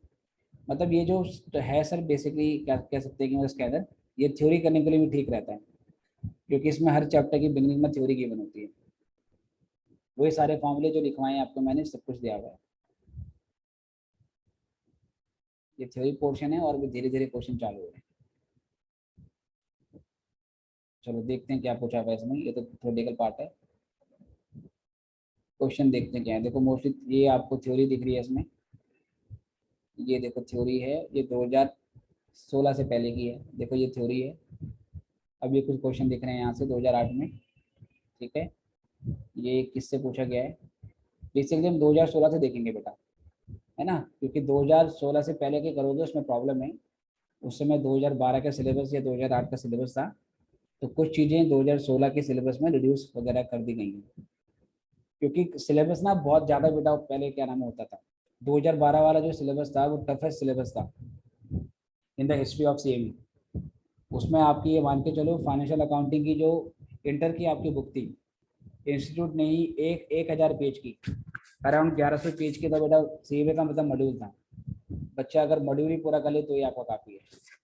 और ऐसे 800-900 पेज का आपका शायद कॉस्टिंग की बुक थी, राइट। तो अब तो सिलेबस कम कर दिया 2016 में। तो 2016 से क्वेश्चन देखते हैं हम। उसके पहले वाले आप करना चाहो तो कर सकते हो, अदरवाइज यू कैन स्किप। तो ये 2016 से आया हुआ क्वेश्चन है। ठीक है, ये शायद जैसा क्लास में करवाया वैसा ही है। स्टैंडर्ड टाइम दे रखा है कि 1 घंटे में 1 यूनिट बनेगी। एक्चुअल टाइम वर्कर ने लिया है 32 घंटे लिए हैं 40 यूनिट को प्रोड्यूस करने के लिए। जो स्टैंडर्ड वेज रेट है वो पीस रेट है 20 रुपये पर यूनिट के हिसाब से, और 1 घंटे का 20 रुपये पर आर के हिसाब से। तो जो स्टैंडर्ड रेट है वो आपको पर यूनिट भी दे रखा है और पर आर भी दे रखा है। क्वेश्चन में आपको कहता है कि टेलर से, डिफरेंशियल से, घंटास से, और क्वेश्चन में कहता है कि जो हेल्सी आपका प्रीमियम प्लान है वहाँ से और ओन प्लान से, इसको आपने सॉल्व करना। तो बेटा जो बेसिकली कह सकते हैं कि जो मतलब टेलर का पीस रेट था उसमें 2 तरीके के रेट होते थे, लो रेट हाई रेट। अगर वर्कर एफिशिएंट है तो हाई रेट लगेगा, और अगर वर्कर सर एफिशिएंट नहीं है तो आपका फिर लो आपका रेट लगेगा। और हाई रेट कैसे निकालते थे, नॉर्मल बेस रेट का 120%। लो रेट कैसे निकालते थे, नॉर्मल बेस रेट का 80%। तो वही इसमें क्या हुआ कि वर्कर ने 32 घंटे लिए हैं 40 यूनिट को बनाने के लिए, जबकि होना ही चाहिए था बेटा कि अगर 1 घंटे में, 1 मिनट, हाँ बेटा मेरा मार्कर अभी काम नहीं कर रहा है, चलो ये धीरे धीरे एक्टिवेट होगा। अगर 1 घंटा अलाउ किया गया है 1 यूनिट के लिए, तो 40 यूनिट को प्रोड्यूस करने के लिए 40 घंटे लगने चाहिए थे, पर वर्कर ने 40 घंटे ना लेके 32 आवर्स में काम कर लिया। तो यहाँ से मालूम चल रहा है कि जो वर्कर है हमारा ये सर एफिशिएंट है। अगर एफिशिएंट है तो जो टेलर है उसमें क्या होगा, इसको हाई पीस रेट मिलेगा। और जो हाई पीस रेट है वो कितना होगा, वो होगा नॉर्मल पीस रेट का 120%। नॉर्मल पीस रेट बेटा कितना है आपका, 20 रुपीज़ पर यूनिट है, उसका हमने 120% निकाल दिया तो 24 रुपये का रेट हो गया। अब सर जितनी क्वांटिटी बनाई, ये बनाइए 32 को इंटू कर देंगे हम कितने से, 24 से, तो 960 की वेजेस आपके निकल के आएगी पार्ट नंबर 1 में। ठीक है, सेम ऐसी लगाया बेटा मैरिक से। मैरिक वाले में पहले आपको एफिशिएंसी कैलकुलेट करनी पड़ेगी। मैरिक वाले की स्लैब अगर आपको याद हो तो उसमें क्या होता था, 83.33% तक एफिशिएंसी आती है तो नॉर्मल रेट, 83.33 से ज़्यादा अप टू 100 तो नॉर्मल पीस रेट का 110। और अगर आपकी जो एफिशिएंसी है वो 100% से ज़्यादा आती है तो नॉर्मल पीस रेट का 120%। तो पहले एफिशिएंसी निकालनी पड़ेगी। मुझे कोई बच्चा बता सकता है इस वर्कर की एफिशिएंसी कितनी, एफिशिएंसी की परसेंटेज कोई बच्चा निकाल के बताओ कितनी आ रही है इसकी। यूनिट के हिसाब से आप टाइम के हिसाब से सेम आएगी, कोई भी आप फॉर्मूला लगाओ, चाहे आप आउटपुट के बेस पे निकालो या टाइम के बेस पे निकालो, सेम आती है परसेंटेज। तो आप लोग मुझे बताइए कि सर परसेंटेज कितनी आ रही है इसकी। टेक योर टाइम और समझो कि इस बेसिकली मतलब जो डेटा आपको दिया है इसके हिसाब से वर्कर की एफिशिएंसी हम कैसे निकालेंगे और कितना परसेंट आएगी। सर 80% कितनी आ रही है, 80%। 80% मतलब 100 से कम आ रही है। हाँ सर। बट विशाल चेक करो क्या ये 100 से कम होना चाहिए। उसने 40 यूनिट 32 घंटे में बनाई है, मतलब स्टैंडर्ड टाइम से कम लिया है, तो ये वर्कर एफिशिएंट है। एफिशिएंट वर्कर की एफिशिएंसी हमेशा 100% से ज़्यादा आती है। एफिशिएंट वर्कर की एफिशिएंसी हमेशा 100% से ज़्यादा आएगी, तो 80% तो हो ही नहीं सकती। हाँ मैंने वो तो 32 आपने आवर्स को हाँ तो यूनिट्स आपने मान लिया। हाँ तो आपने क्या कर दिया, उल्टा कर दिया है ना। आपने 32/40 लिया होगा, एक्चुअली इसमें 40/32 करना पड़ेगा, है ना। 40/32 आपको करना पड़ेगा, उसके हिसाब से आपको निकालना पड़ेगा। ओके, अगर आप टाइम के बेसिस पे ले रहे हो तो 40 आवर्स, उसके बाद डिवाइड बाय 32, इनको करना पड़ेगा आपको 100। सॉरी, अगर आउटपुट के बेस पे अगर आप लेते हो तो इसकी जो एफिशिएंसी आएगी वो 133.3 वन कितनी आ रही है। सर अगर 40/32 इंटू 100 करेंगे तो 125। हाँ, मैं चेक करता हूँ। 40/32 इंटू 100 कितना आ रहा है, मेरा तो 133.33 आ रहा है। चेक करो, 40/32 इंटू 100, हाँ 120 आ रहा है, 125 आ रहा है। अरे ये मैं क्या कर रहा था, दोबारा करता हूँ। 40/32, अरे अब कुछ भी दिखा रहा है। 40 32 यूनिट्स है और 32 ठीक है, आवर्स है और 40 यूनिट। हाँ ठीक है। 40/32 करोगे अगर, 40/32, मैं बार बार 30 ले रहा था, तो ये आपका 125 आ रहा है, बिल्कुल ठीक है। एफिशिएंसी इसकी आएगी 125%। इसको नहीं समझ में आया, यहाँ से देखना है। अरे यार, मैं तो ये मार्कर ही ब्लॉक हो गया। चलो बेटा, बेटा क्या करेंगे, 40 यूनिट्स का आउटपुट बनना चाहिए था 40 घंटे में, 32 घंटे में उसने बना के दिया है, तो 40/32 इंटू 100 करोगे तो 125% एफिशिएंसी आएगी। तो मेरा ये मतलब हुआ कि मेरिक वाले में आपको मालूम चल गया कि एफिशिएंसी 100% से ज़्यादा है। अगर एफिशिएंसी 100% से ज़्यादा थी तो उसमें भी नॉर्मल पीस रेट का 120% ही मिलता है। तो नॉर्मल पीस रेट आपका 20 था, उसका 120% निकाला, 24 हो गया। 24 इंटू क्वान्टिटी उसकी है कितनी सर, क्वांटिटी है उसकी 40, तो इंटू कर देंगे, वहाँ से आपकी वैल्यू निकल जाएगी। तो फर्स्ट वाले में सेकंड वाले में सेम आ रही है। गेंटास वाले में बेटा आप देखेंगे, गेंटास वाले में आपको क्या था, उसमें ये था स्टैंडर्ड आउटपुट से अगर कम बना के देता है तो उसको बेसिकली टाइम टाइम के हिसाब से पेमेंट मिलेगी। अगर बराबर बना के देता है तो टाइम वेरिएशन से मिलेगी, बट उस पर 110% निकाल दिया जाएगा। और अगर ज़्यादा बना के देता है स्टैंडर्ड आउटपुट से तो पीस रेट निकालेंगे पहली बार, और उस पीस रेट पे उसको 120% दे दिया जाएगा। ठीक है।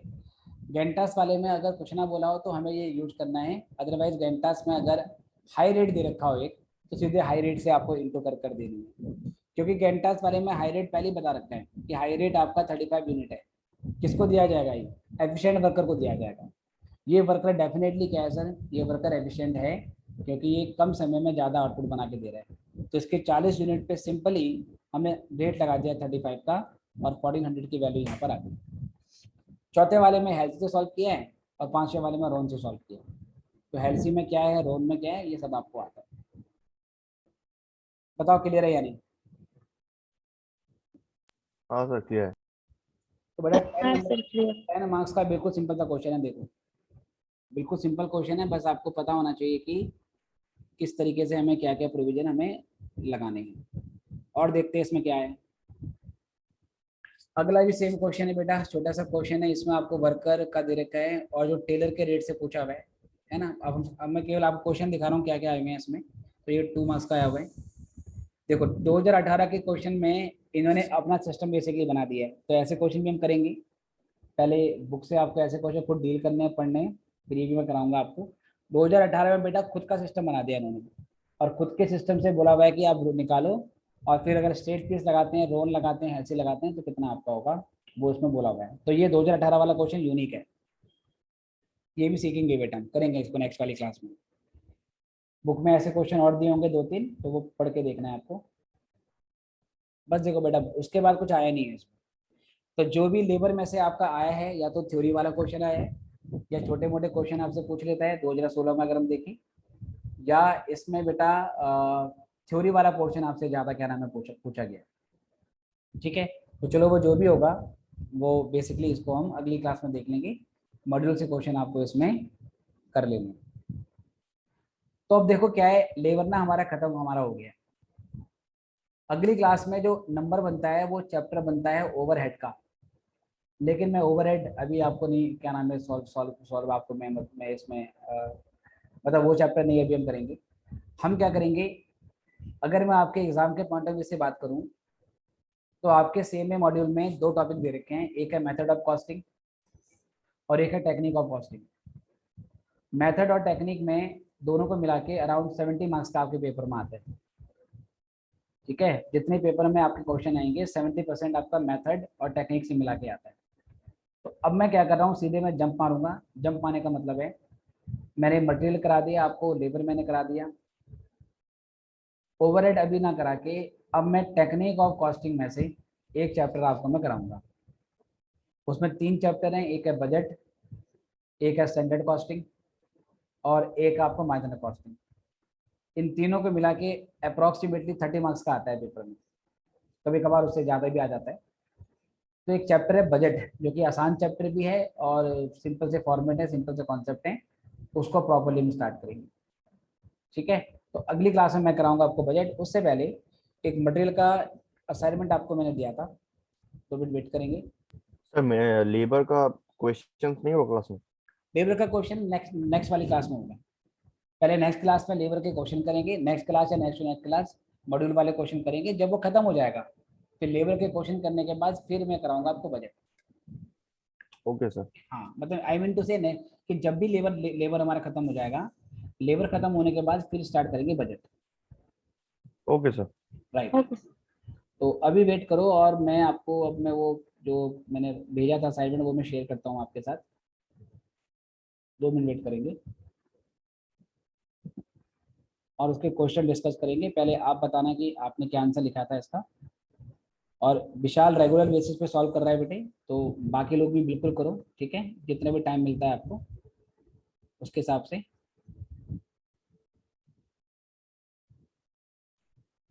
तो मिनट वेट करेंगे क्योंकि बस रेगुलर प्रैक्टिस करना जरूरी है। ज़्यादा पढ़ना कुछ जरूरी नहीं होता, बस हाँ मिनिमम होमवर्क भी आप कर लोगे और क्लासेस रेगुलरली अटेंड कर रहे हो तो that will be sufficient. Paper कुछ ज़्यादा टफ नहीं आता है आपका, अगर मैं फ्रैंकली बोलूँ तो। अगर मॉड्यूल कर लिया आपने तो इसका मतलब वो सफिशिएंट है। बस 2 मिनट दो मुझे, मैं वो असाइनमेंट लेके आता हूँ।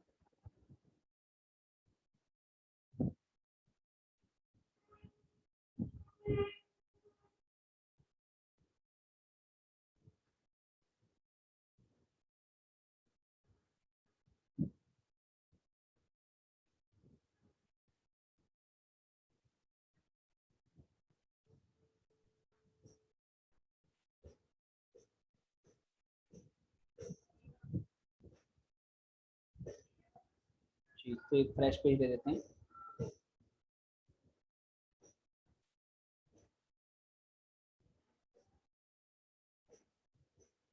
जी बेटा, ये क्वेश्चन था जो भेजा था आपको मैंने। स्टार्टिंग में थोड़ा बहुत थ्योरी दी थी इसकी, तो वो तो पढ़ ली होगी आपने। चलो जी, तो इसमें पहला क्वेश्चन था economic order quantity is a quantity that minimises total ordering cost, total inventory cost, total interest cost और टोटल स्टॉक लेवल। बेटा क्या आंसर लिखा है इसका? सर इससे पहले भी ट्रू फॉल्स का क्वेश्चन था, अच्छा, टू वो फॉल्स, ठीक है। 10, हाँ 1 से लेके 10। ठीक है, चलो वो भी देखते हैं। पहले एमसीक्यू देख लेते हैं, उसके बाद ट्रू फॉल्स वाले में आता हूँ। इसका बताओ फर्स्ट वाले का क्या क्या लिखा है आपने? बी। यस, फर्स्ट वाले का part B. B correct. ABC analysis बेटा आपको मैंने थ्योरी इसकी बताई थी, याद है किसी को? इन्वेंट्री को तीन तीन लेवल में बांट देते हैं। पहली कैटेगरी में वो आइटम आते हैं जिसमें क्वांटिटी कम होती है, वैल्यू आपकी ज़्यादा होती है। सी में वो आते हैं जो क्वांटिटी में ज़्यादा होते हैं, वैल्यू में कम होते हैं। और बी में क्या होता है बेटा आपका कि ठीक ठाक क्वांटिटी होती है और ठीक ठाक वैल्यू होती है। तो एबीसी किस में पढ़ेंगे, इन्वेंट्री में या फिर अकाउंटिंग पॉलिसी में, रिसीवेबल में या कॉर्पोरेट गवर्नेंस में? इन्वेंट्री। इन्वेंट्री में। इन्वेंट हमारा चैप्टर वही चल रहा है, मटेरियल। इन्वेंट्री होल्डिंग कॉस्ट में क्या क्या इंक्लूड होता है बताइए? मटेरियल परचेज कॉस्ट, उसके बाद कहता है कि आपका penalty charge for default, interest on loan, none of the above. क्या लिखा नॉन है सर। इसका? Interest on loan. ठीक है, जो हमारी carrying cost, interest on loan material. हाँ बेटा वो उसमें शामिल होता है। अगर सपोज मान लो कि हमने लोन वगैरह लिया हुआ है तो वो इन्वेंट्री में काउंट अप कर सकते हो। फॉर एग्जांपल आपने 5 लाख का मटेरियल खरीदा और 5 लाख का मटेरियल परचेज करने के लिए आपने कुछ लोन आपने लिया था। तो जितने समय तक वो इन्वेंट्री आपके पास से पड़ी पड़ी रहेगी, जितने समय तक वो इन्वेंट्री आपके स्टोर रूम में पड़ी रहेगी, उतने समय तक का इंटरेस्ट का पेमेंट इन्वेंट्री की कॉस्ट में आपका इंक्लूड होगा, मतलब कैरिंग कॉस्ट में आपका इंक्लूड होगा। इसका आंसर होगा इंटरेस्ट ऑन लोन। ठीक है, तो थर्ड का होगा सी। फोर्थ का बताइए। Use of safety stock by firm. Safety stock का मतलब है बफर स्टॉक, मतलब कि minimum stock, minimum stock level की बात कर रहे हैं। A sir, increase inventory cost. Right right. अगर हम मिनिमम स्टॉक का कॉन्सेप्ट यूज करेंगे तो कुछ मिनिमम क्वांटिटी हमें थ्रू आउट द ईयर रखनी पड़ेगी। थ्रू आउट द ईयर अगर रखेंगे तो इन्वेंट्री की जो कॉस्ट है वो आपकी बढ़ जाएगी, क्योंकि हमारी कैरिंग कॉस्ट बढ़ेगी। कैरिंग कॉस्ट के बढ़ने से ऐसा होगा जी। इसके बाद आगे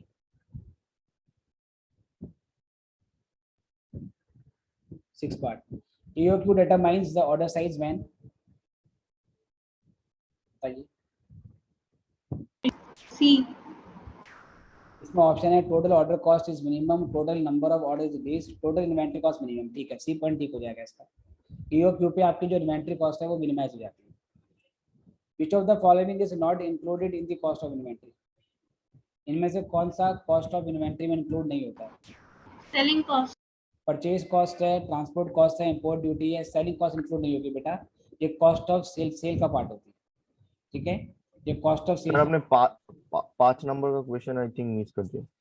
5 का मिस कर दिया, अच्छा एक मिनट।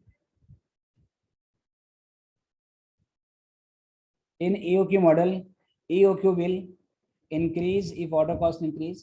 कह रहा है EOQ मॉडल में इकोनॉमिक ऑर्डर क्वांटिटी बढ़ेगी अगर ऑर्डर कॉस्ट बढ़ जाती है, और decrease if holding cost decrease, decrease if annual usage increases, none of the above. क्या पूछ रहा है, क्वेश्चन क्लियर नहीं हुआ। इन द EOQ मॉडल में इकोनॉमिक ऑर्डर क्वांटिटी बढ़ जाएगी अगर ऑर्डर कॉस्ट बढ़ जाती है, डिक्रीज हो जाती है अगर होल्डिंग कॉस्ट डिक्रीज हो जाती है, होल्डिंग कॉस्ट डिक्रीज हो जाएगी। ठीक है, समझ गया। डिक्रीज अगर एनुअल इंक्रीज होगी। देखो क्या है हमारा EOQ का फॉर्मूला क्या होता है, 2AO by C equal to EOQ। पहले पार्ट में कह रहे हैं अगर मैं इस O को बढ़ा दूं, ये जो O है इसको बढ़ा दूं, तो EOQ के आंसर पे क्या फर्क पड़ेगा? EOQ का आंसर ज्यादा आएगा या कम आएगा? ज्यादा आएगा सर। ज्यादा आएगा सर। अगर न्यूमरेटर बढ़ रहा है, जो न्यूमरेटर में नंबर है वो बढ़ रहा है, बाकी चीजें कांस्टेंट है, A सेम है, 2 सेम है, C सेम है, तो डेफिनेटली आंसर आपका ज्यादा आएगा। तो अभी पहला वाला ठीक लग रहा है। दूसरे वाले में कह रहा है डिक्रीज हो जाएगा अगर होल्डिंग कॉस्ट डिक्रीज होती है। अगले वाले में कह रहा है कि अगर मैं इसको डाउन कर दूं तो इसको डाउन करने से EOQ भी डाउन होगा। क्या ये सही है? अगर डिवाइजर कम हो जाएगा, नहीं सर। नहीं सर, अगर डिवाइजर कम होगा तो वैल्यू बढ़ती है ना बच्चों। अगर यस डिवाइजर सर। कम होता है तो वैल्यू बढ़ती है, तो बी तो हो नहीं सकता। कहता है decrease if annual usage increases. अगर ये एनुअल यूसेज बढ़ जाती है, ए अगर हम बढ़ा देते हैं तो ए के बढ़ाने से EOQ भी घटेगा, ऐसा बोलता है। सर ये भी गलत है, क्योंकि अगर हाँ न्यू सर। बढ़ेगा तो वैल्यू बढ़ेगी। नन ऑफ द अबव नहीं सर, पहला वाला ठीक था इसका। अगर ऑर्डर कॉस्ट बढ़ जाएगी बाकी चीजें सेम रहती है तो EOQ भी आपका बढ़ जाएगा। बताइए क्लियर है या नहीं? हाँ सर क्लियर है। चलिए 7वां हो गया। 8वां, cost of not carrying sufficient inventory is not known as stock out cost. Stock out cost. Stock out का मतलब होता है आपका स्टॉक जीरो हो गया। स्टॉक जीरो हो जाएगा तो क्या होगा? स्टॉक जीरो होगा तो आपको अपने ऑर्डर क्या करने पड़ेंगे? कैंसिल करने पड़ेंगे, क्योंकि डिले हो जाएगा। कई कस्टमर मना कर देंगे बहुत डिले हो गया, अब हमें सामान नहीं चाहिए, तो सर इसकी वजह से कैंसिल ऑर्डर होगा। वर्कर खाली बैठा हुआ है, वो वेट कर रहा है, उसको आपने एडेड टाइम पेमेंट करनी पड़ेगी। तो ये सारी की सारी जो कॉस्ट होती है इन्वेंट्री खत्म होने की वजह से, मटेरियल जीरो होने की वजह से, इनको स्टॉक आउट कॉस्ट के नाम से जाना जाता है। राइट, चलिए आई गेस ये भी क्लियर है। 9th, which of the following is not a benefit of carrying inventory? इनमें से कौन D. सा इन्वेंट्री को कैरिंग करने का बेनिफिट नहीं है? सर ये D. बेनिफिट है, ये बेनिफिट है, ये बेनिफिट है, ठीक है। C. लॉट सेल अवॉइड हो जाती है। कौन सा कह रहे हो? रिडक्शन इन ऑर्डरिंग कॉस्ट, हम ज़्यादा इन्वेंट्री स्टोर करेंगे तो ऑर्डर कॉस्ट कम होगी, ठीक है। Avoiding lost sale, lost sale आपकी अवॉइड होगी। रिड्यूसिंग सर कैरिंग ए नहीं होगा? सी होगा ना? ये होगा। ए होगा। एक क्योंकि हाँ बोला है कि इन्वेंटरी कैरी करने के लिए कि कौन सा not a benefit of carrying inventory. अगर हम इन्वेंट्री को कैरी करते हैं तो इन्वेंट्री कैरी करने से कौन सा बेनिफिट इन्वेंट्री कैरी करने से नहीं होगा? इन्वेंट्री कैरी करेंगे तो लॉस सेल नहीं होगी, इन्वेंट्री कैरी करेंगे तो आपकी रिड्यूसिंग कैरिंग कॉस्ट अवॉइडिंग। बेटा पॉइंट सी होना चाहिए इसका आंसर। सर क्वेश्चन मैं जितना समझता हूँ वो तो बोला इन्वेंटरी कैरी करने के लिए जो है कि जो बेनिफिट होता है वो उनमें कौन नहीं है, और इन्वेंटरी कैरी करने के लिए बेनिफिट रिडक्शन और कौन सा बेनिफिट नहीं होता है? कौन सा बेनिफिट नहीं होता है? In which following is not a benefit of carrying inventory, ठीक है। तो ये सी होगा। एक्चुअली मैंने ऑर्डरिंग को गलत पढ़ा। क्या लिखा है इसका आंसर आपने? आप क्या बोल रहे हो? ए? मैंने सी लिखा एक्चुअली, नहीं सी सी लिखा होगा है मैंने, एक्चुअली ऑर्डरिंग को कैरिंग पढ़ बेटा। लिया था। सी इसका क्या नाम होना चाहिए? देखो कैसे, क्योंकि अगर हम इन्वेंट्री को कैरी करते हैं, इन्वेंट्री को कैरी करने का मतलब है जितनी ज्यादा इन्वेंट्री आप कैरी करोगे आपका ऑर्डर साइज उतना ज्यादा, उतना क्या हो जाएगा, उतना ऑर्डर्स आपके कम कम आपके लगेंगे। जितनी ज्यादा क्वांटिटी आप कैरी करोगे उतना कम ऑर्डर आपको देने पड़ेंगे, जितना कम ऑर्डर दोगे आपकी कैरिंग कॉस्ट बचेगी। तो ज्यादा इन्वेंट्री कैरी करने से मतलब ऑर्डर साइज के ज्यादा होने से ऑर्डरिंग कॉस्ट कम होती है, तो ये तो बेनिफिट है। ज्यादा इन्वेंट्री कैरी करने से लॉस्ट सेल का भी नुकसान नहीं होगा, क्योंकि आपके पास सफिशिएंट स्टॉक होगा तो स्टॉक आउट की प्रॉब्लम नहीं आएगी। स्टॉक आउट की प्रॉब्लम नहीं आएगी तो लॉस सेल भी नहीं होगी। प्रोडक्शन में भी शॉर्टेज नहीं होगी क्योंकि आपके पास सफिशिएंट इन्वेंट्री है। लेकिन अगर ज्यादा इन्वेंट्री कैरी करोगे तो उससे कैरिंग कॉस्ट रिड्यूस थोड़ी होगी, वो तो बढ़ेगी। बोलो आए ना? ज्यादा इन्वेंट्री कैरी करने से कैरिंग कॉस्ट तो बढ़ती है ना, घटेगी कैसे? तो पॉइंट नंबर सी बेनिफिट नहीं है इसका। Is it okay? Yes sir. बेटा कोई डाउट है किसी को? No sir. चलो No, sir. 10th वाले में कहता है व्हाट इज ईओक्यू, ये तो आसान है, बताइए। D. Optimum Optimum. Order size. बाकी प्रैक्टिकल पार्ट आपने सॉल्व वगैरह कर लिया होगा। इसमें ये मिसिंग था, इसमें मैंने प्राइस कितना बताया था विशाल? 3 रुपए सर। 3 रुपए। इसमें 3 रुपए पर यूनिट बेटा आपका कॉस्ट ऑफ मटेरियल थी। सर इसमें इन दोनों का आंसर क्या होगा? राइट वाला आपका जो आंसर था बेटा वो ठीक था, मुझे याद नहीं बेसिकली पूरा क्या था एग्जैक्टली, आपने जो शेयर किया था वो ठीक था आपका आंसर, ठीक है। Okay sir. चलिए अब आप कह रहे हो कि इसमें ट्रू फॉल्स वाले भी रह गए, ठीक है, तो उस पर भी आते हैं। पहले कुछ ट्रू फॉल्स ऊपर से देख लेते हैं, नेक्स्ट पेज शेयर करता हूँ मैं आपके साथ। ये बेटा ट्रू फॉल्स वाले क्वेश्चन है, बताना कौन सा ट्रू है कौन सा फॉल है। Carrying cost and ordering cost are opposite forces in the inventory management. Carrying cost और ऑर्डरिंग कॉस्ट अपोजिट डायरेक्शन में जाती हैं। जब कैरिंग कॉस्ट यहाँ पे 1 से 4 तक भी था हाँ एक्चुअली वो भी आते हैं। पहले ये हमारे सामने तो पहले इसको देख लेते हैं, फिर 1 2 3 4 पे आते हैं। बताओ बेटा, पांचवा कह रहा है कैरिंग कॉस्ट और ऑर्डरिंग कॉस्ट अपोजिट डायरेक्शन में जाती है। कैरिंग कॉस्ट बढ़ती है जब तो ऑर्डर कॉस्ट कम होती है, ऑर्डर कॉस्ट कम होती है तो कैरिंग कॉस्ट बढ़ती है। आई होप आपको ग्राफ याद होगा कुछ इस तरीके से बनाया जाता है। तो याद है कि दोनों उल्टा जा रही हैं, तो ट्रू है, this one is true, right? True sir. Right. अगला, cost of stock out occurs whenever firm has no stock of a particular item. जब किसी पर्टिकुलर आइटम का स्टॉक खत्म हो जाता है तो फर्म को स्टॉक आउट कॉस्ट इंकर करनी पड़ती है। ट्रू या फॉल्स? True sir. ट्रू है डेफिनेटली। स्टॉक के खत्म होने से जो कॉस्ट इंकर होती है उसी को स्टॉक आउट कॉस्ट बोलते हैं। The EOQ model attempt to minimise the total cost of holding inventory. बताइए, ईओक्यू मॉडल जो है वो इन्वेंट्री कॉस्ट को मिनिमाइज करने की कोशिश करता है, वो होल्डिंग कॉस्ट को, कैरिंग कॉस्ट को मिनिमाइज करने की कोशिश करता है। ट्रू है सर? False. ये ट्रू है। जो True है ईओक्यू सर। मॉडल होता है आपका वो कैरिंग कॉस्ट को मिनिमाइज करने की कोशिश करता है। वो ये बताता है कि आपको जबरदस्ती ज्यादा क्वांटिटी परचेज नहीं करनी है, क्योंकि जितनी ज्यादा क्वांटिटी परचेज करोगे उतना आपको फिर ऑर्डर, उतना फिर आपको उसको क्या नाम है, उसको आपने स्टोर वगैरह करना पड़ेगा। स्टोर करने पे आपकी कैरिंग कॉस्ट आपकी बढ़ जाएगी। तो जो ईओक्यू होता है वो ऑर्डर कॉस्ट और कैरिंग कॉस्ट दोनों को मिनिमाइज करने की कोशिश करता है। तो ट्रू है बेटा, ये ट्रू है। 10 बताओ, एवरेज इन्वेंट्री इन ईओक्यू मॉडल। ईओक्यू मॉडल में हम एवरेज इन्वेंट्री कैसे निकालते हैं? कहता है half of EOQ. Sir true है सर। ये भी ट्रू है सर, ये भी ट्रू है। ठीक है, एवरेज इन्वेंट्री ईओक्यू मॉडल में हाफ ऑफ ईओक्यू होती है, आपको अच्छे से याद होगा। जब हम टोटल कैरिंग कॉस्ट निकालते हैं, टोटल कैरिंग कॉस्ट का फॉर्मूला था average inventory into carrying cost per unit per annum, और एवरेज इन्वेंट्री कैसे निकालते थे? Half of EOQ.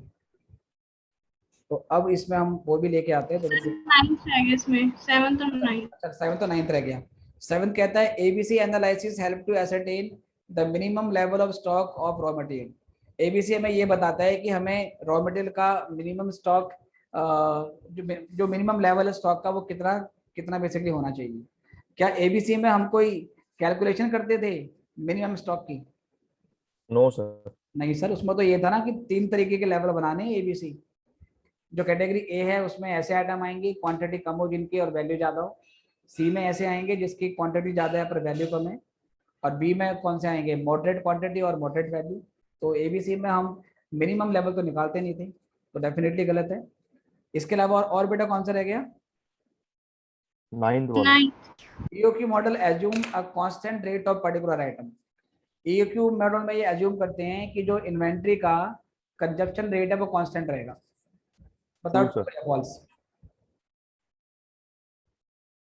True sir. ये ट्रू है बेटा। कैसे बेटा? कांस्टेंट रेट कंजप्शन कैसे होता है? इन्वेंट्री में हम ए मानते थे ना, इस ए को क्या बोलते थे?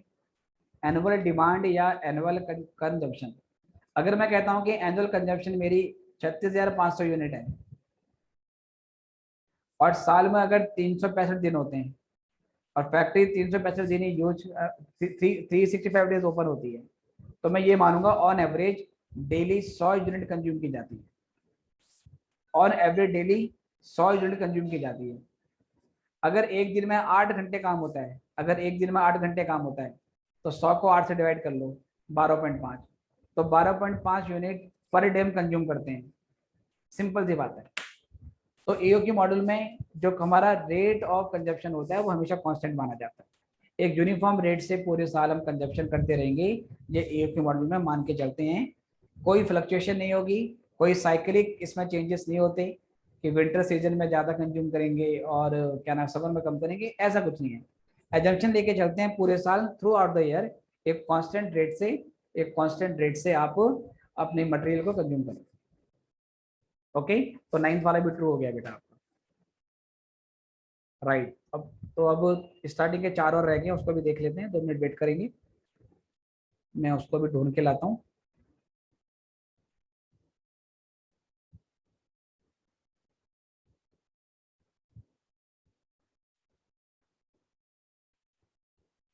जी मिल गया ये भी। तो अभी शेयर करता हूँ स्क्रीन।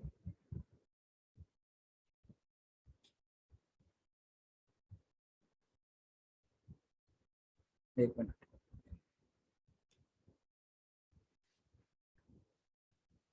काम चला गया।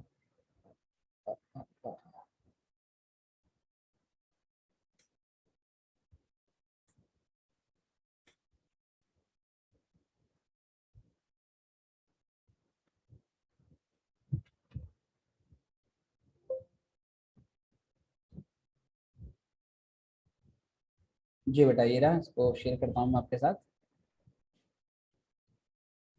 राइट, तो हमारा डॉक्यूमेंट 1 जी, ये कुछ क्वेश्चन है इसके। क्या बोलता है पहले पार्ट में?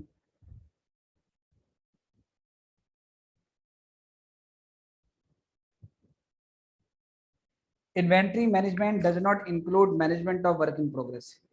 कहता है इन्वेंट्री मैनेजमेंट में हम WIP को मैनेज नहीं करते हैं। बताइए ट्रू या फॉल्स?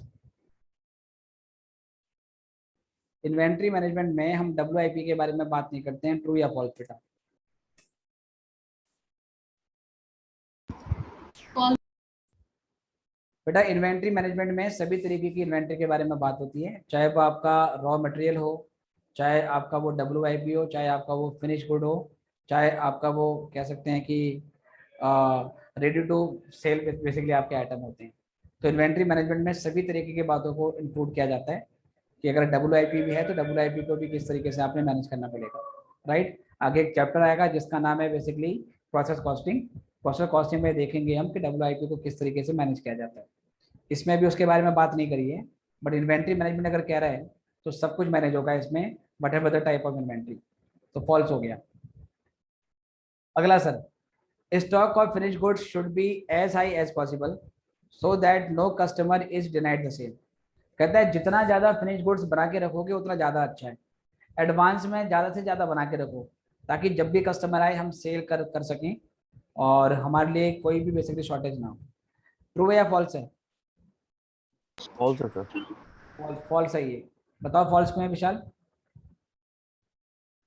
क्योंकि सर जितना मर्जी अगर फिनिश गुड्स बनाएंगे तो कैरिंग कॉस्ट बढ़ जाएगा राइट, और बिल्कुल करेक्ट है। अदर चांसेस ऑफ लॉसेस भी है। राइट राइट राइट, अगर हम ज़्यादा बना के रख देंगे तो कैरिंग कॉस्ट बढ़ जाएगी, तो ऐसा नहीं होगा। आपने डिमांड को एस्टिमेट करना पड़ेगा और कितनी आपकी डिमांड है उसके हिसाब से आपको अपना प्रोडक्शन प्लान आपको करना चाहिए। There is no explicit benefit of keeping inventory, therefore hence no stock is maintained। कहता है क्योंकि इन्वेंट्री को क्या नाम है कि मतलब रखने पे, इन्वेंट्री को रखने पे कोई एक्सप्लिसिट बेनिफिट नहीं होता, मतलब कोई डायरेक्ट कैश रिवार्ड नहीं है। मतलब ये रूल बता रहा है कि अगर आप इन्वेंट्री को स्टोर करते हो तो इन्वेंट्री को स्टोर करने से आपको कोई कैश बेनिफिट नहीं मिलता, इन्वेंट्री को होल्ड करने के बदले कोई कैश फ्लो नहीं हो रहा है। तो कह रहा है इसलिए हमें इन्वेंट्री को बिल्कुल ही मेंटेन नहीं करना चाहिए, हमें स्टॉक लेवल मेंटेन ही नहीं करना चाहिए। बताओ सही कह रहा है या गलत गलत कह रहा है? False sir. तो गलत है कि थोड़ा बहुत तो मटेरियल आपके पास होना चाहिए, वरना स्टॉक आउट की दिक्कत आपके सामने आ सकती है। जब आपका जो एनुअल डिमांड हो, जो आपकी मटेरियल की मतलब रिक्वायरमेंट हो, वो बेसिकली फ्लक्चुएट करती हो, पूरे साल में कितना आप मटेरियल कंज्यूम करोगे उसका रेट चेंज अगर होता रहता है, उस सिचुएशन में आपको इन्वेंट्री कैरी करनी पड़ती है, ताकि जब साइकिलिक चेंजेस आए, जब एकदम से डिमांड ज़्यादा आए, तो आपके पास इतना तो होना चाहिए कि स्टॉक आउट की सिचुएशन आपके सामने ना हो। तो ये फॉल्स है। Carrying cost of inventory includes carriage inward. False sir, क्योंकि फॉल्स है। कैरेज इनवर्ड तो ऑर्डरिंग कॉस्ट में कन्वर्ट होगा हाँ, sir. Carrying cost, carriage inward जो होगा आपका वो ऑर्डरिंग कॉस्ट में इंक्लूड होता है, ये आपका मटेरियल कॉस्ट में इंक्लूड नहीं होता। फॉल्स है। स्टार्टिंग के चारों फॉल्स हैं। ठीक है बेटा, कोई डाउट इसमें? No sir. राइट, तो बस ये हमारा हमने ये भी डिस्कस कर लिया है, और आप लोग चेक करना है कि आपके कितने सही थे। अगर आपके अराउंड 90% के आसपास ठीक है तो इसका मतलब you are going in good direction. बाकी डेट शीट का भी कुछ पता नहीं है एग्जाम कब होंगे, लेकिन अब जहाँ तक मुझे लगता है, मेरा एस्टिमेशन है ये आपका एग्जाम अब जुलाई जुलाई तो आ ही गया, जुलाई में क्या ही होगा। अब सर आपका ये सितंबर जाएगा, क्योंकि आज क्या तारीख है? 8 हो गई है। अब ये आपका सितंबर के स्टार्टिंग में आपके एग्ज़ाम आपके चालू होंगे, और सितंबर के में अगर एग्ज़ाम होते हैं तो इसका ये मतलब है कि अब दिसंबर टाइम भी आपका बेटा डिले आपका होने वाला है डेफिनेटली, क्योंकि सितंबर में एग्ज़ाम होंगे, फिर रिजल्ट आएगा, तो दिसंबर टाइम भी आपका डिले बेसिकली होने वाला है। मतलब ये जनवरी में या फिर आपके फरवरी में एग्ज़ाम होंगे उसके भी।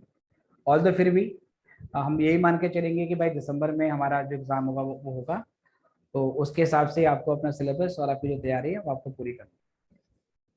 तो अभी आज के लिए इतना ही करते हैं। अगली क्लास में हम मॉड्यूल से क्वेश्चन डिस्कस करेंगे। क्वेश्चन इन द सेंस मैं केवल डाउट लूंगा। आपका होमवर्क क्या है कि इंस्टीट्यूट के मॉड्यूल में लेबर वाले जितने क्वेश्चन आप सारे करें, जो आपसे होते जाए आप उसको सॉल्व करते रहें।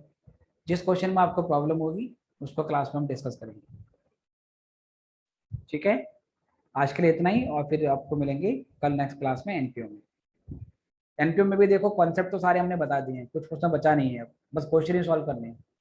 तो मॉड्यूल के क्वेश्चन को सॉल्व करने में 2 से 3 आपकी क्लासें और लगेंगी, क्योंकि क्वेश्चन बड़े होते हैं और एक क्लास में 2 से ज़्यादा क्वेश्चन तो सॉल्व आपके होते नहीं। तो 2 से 3 क्लास में उसको भी खत्म करते हैं, और फिर उसके बाद नेक्स्ट चैप्टर चालू करेंगे। ठीक है बेटा, कुछ कहना चाहता हो तो बोलो। नहीं सर, एक्चुअली मॉड्यूल पे एक क्वेश्चन दिखा था एमपीओ का, जहाँ पे बैलेंस शीट भी अच्छा अच्छा ठीक। प्रॉफिट एंड लॉस भी दिया हुआ था। अच्छा, मतलब क्या था उसमें, एक बार जरा मुझे बताओ दोबारा। Profit and loss, balance sheet और बाकी 3। प्रॉफिट एंड लॉस, या वो क्या बोलते हैं, इनकम और एक्सपेंडिचर अकाउंट? ट्रेडिंग और पीएल भी था। तो वो होगा ना, क्या था वो बार वाला जो मैंने आपको बताया था, बार बार जो बनाते थे, बार ट्रेडिंग प्रॉफिट लॉस अकाउंट, कि जो कई बार जो इंस्टीट्यूट होता है, एनपीए होता है, वो बार की भी एक्टिविटी करता है, तो बार ट्रेडिंग अकाउंट बनाते हैं, बार ट्रेडिंग अकाउंट से ग्रॉस प्रॉफिट निकालते हैं, वो इनकम और उसमें क्या नाम है क्या पर ट्रांसफर होता है। चलो कल फिर आप मुझे बताना, कोई दिक्कत नहीं है। उस क्वेश्चन की पिक खींच के मुझे भेज देना ग्रुप में, जब भी कल क्लास होगी उससे पहले, फिर मैं ओके सर। सीधे उस पर बात करूँगा। ठीक है बच्चों, तो कल मिलते हैं। और कभी बेटा शाम को टैक्सी क्लास नहीं होती हो अगर, तो मुझे प्लीज़ मुझे मतलब बता देना, ताकि मैं 9:30 से 11 या 9:30 से 10:30 कभी कभी एक्स्ट्रा एक्स्ट्रा क्लास भी आपके लिए लूं। ठीक है, जिस दिन नहीं होती है उस दिन आप मुझे बता देना एडवांस में। चलो गुड बाय। Okay. बाय।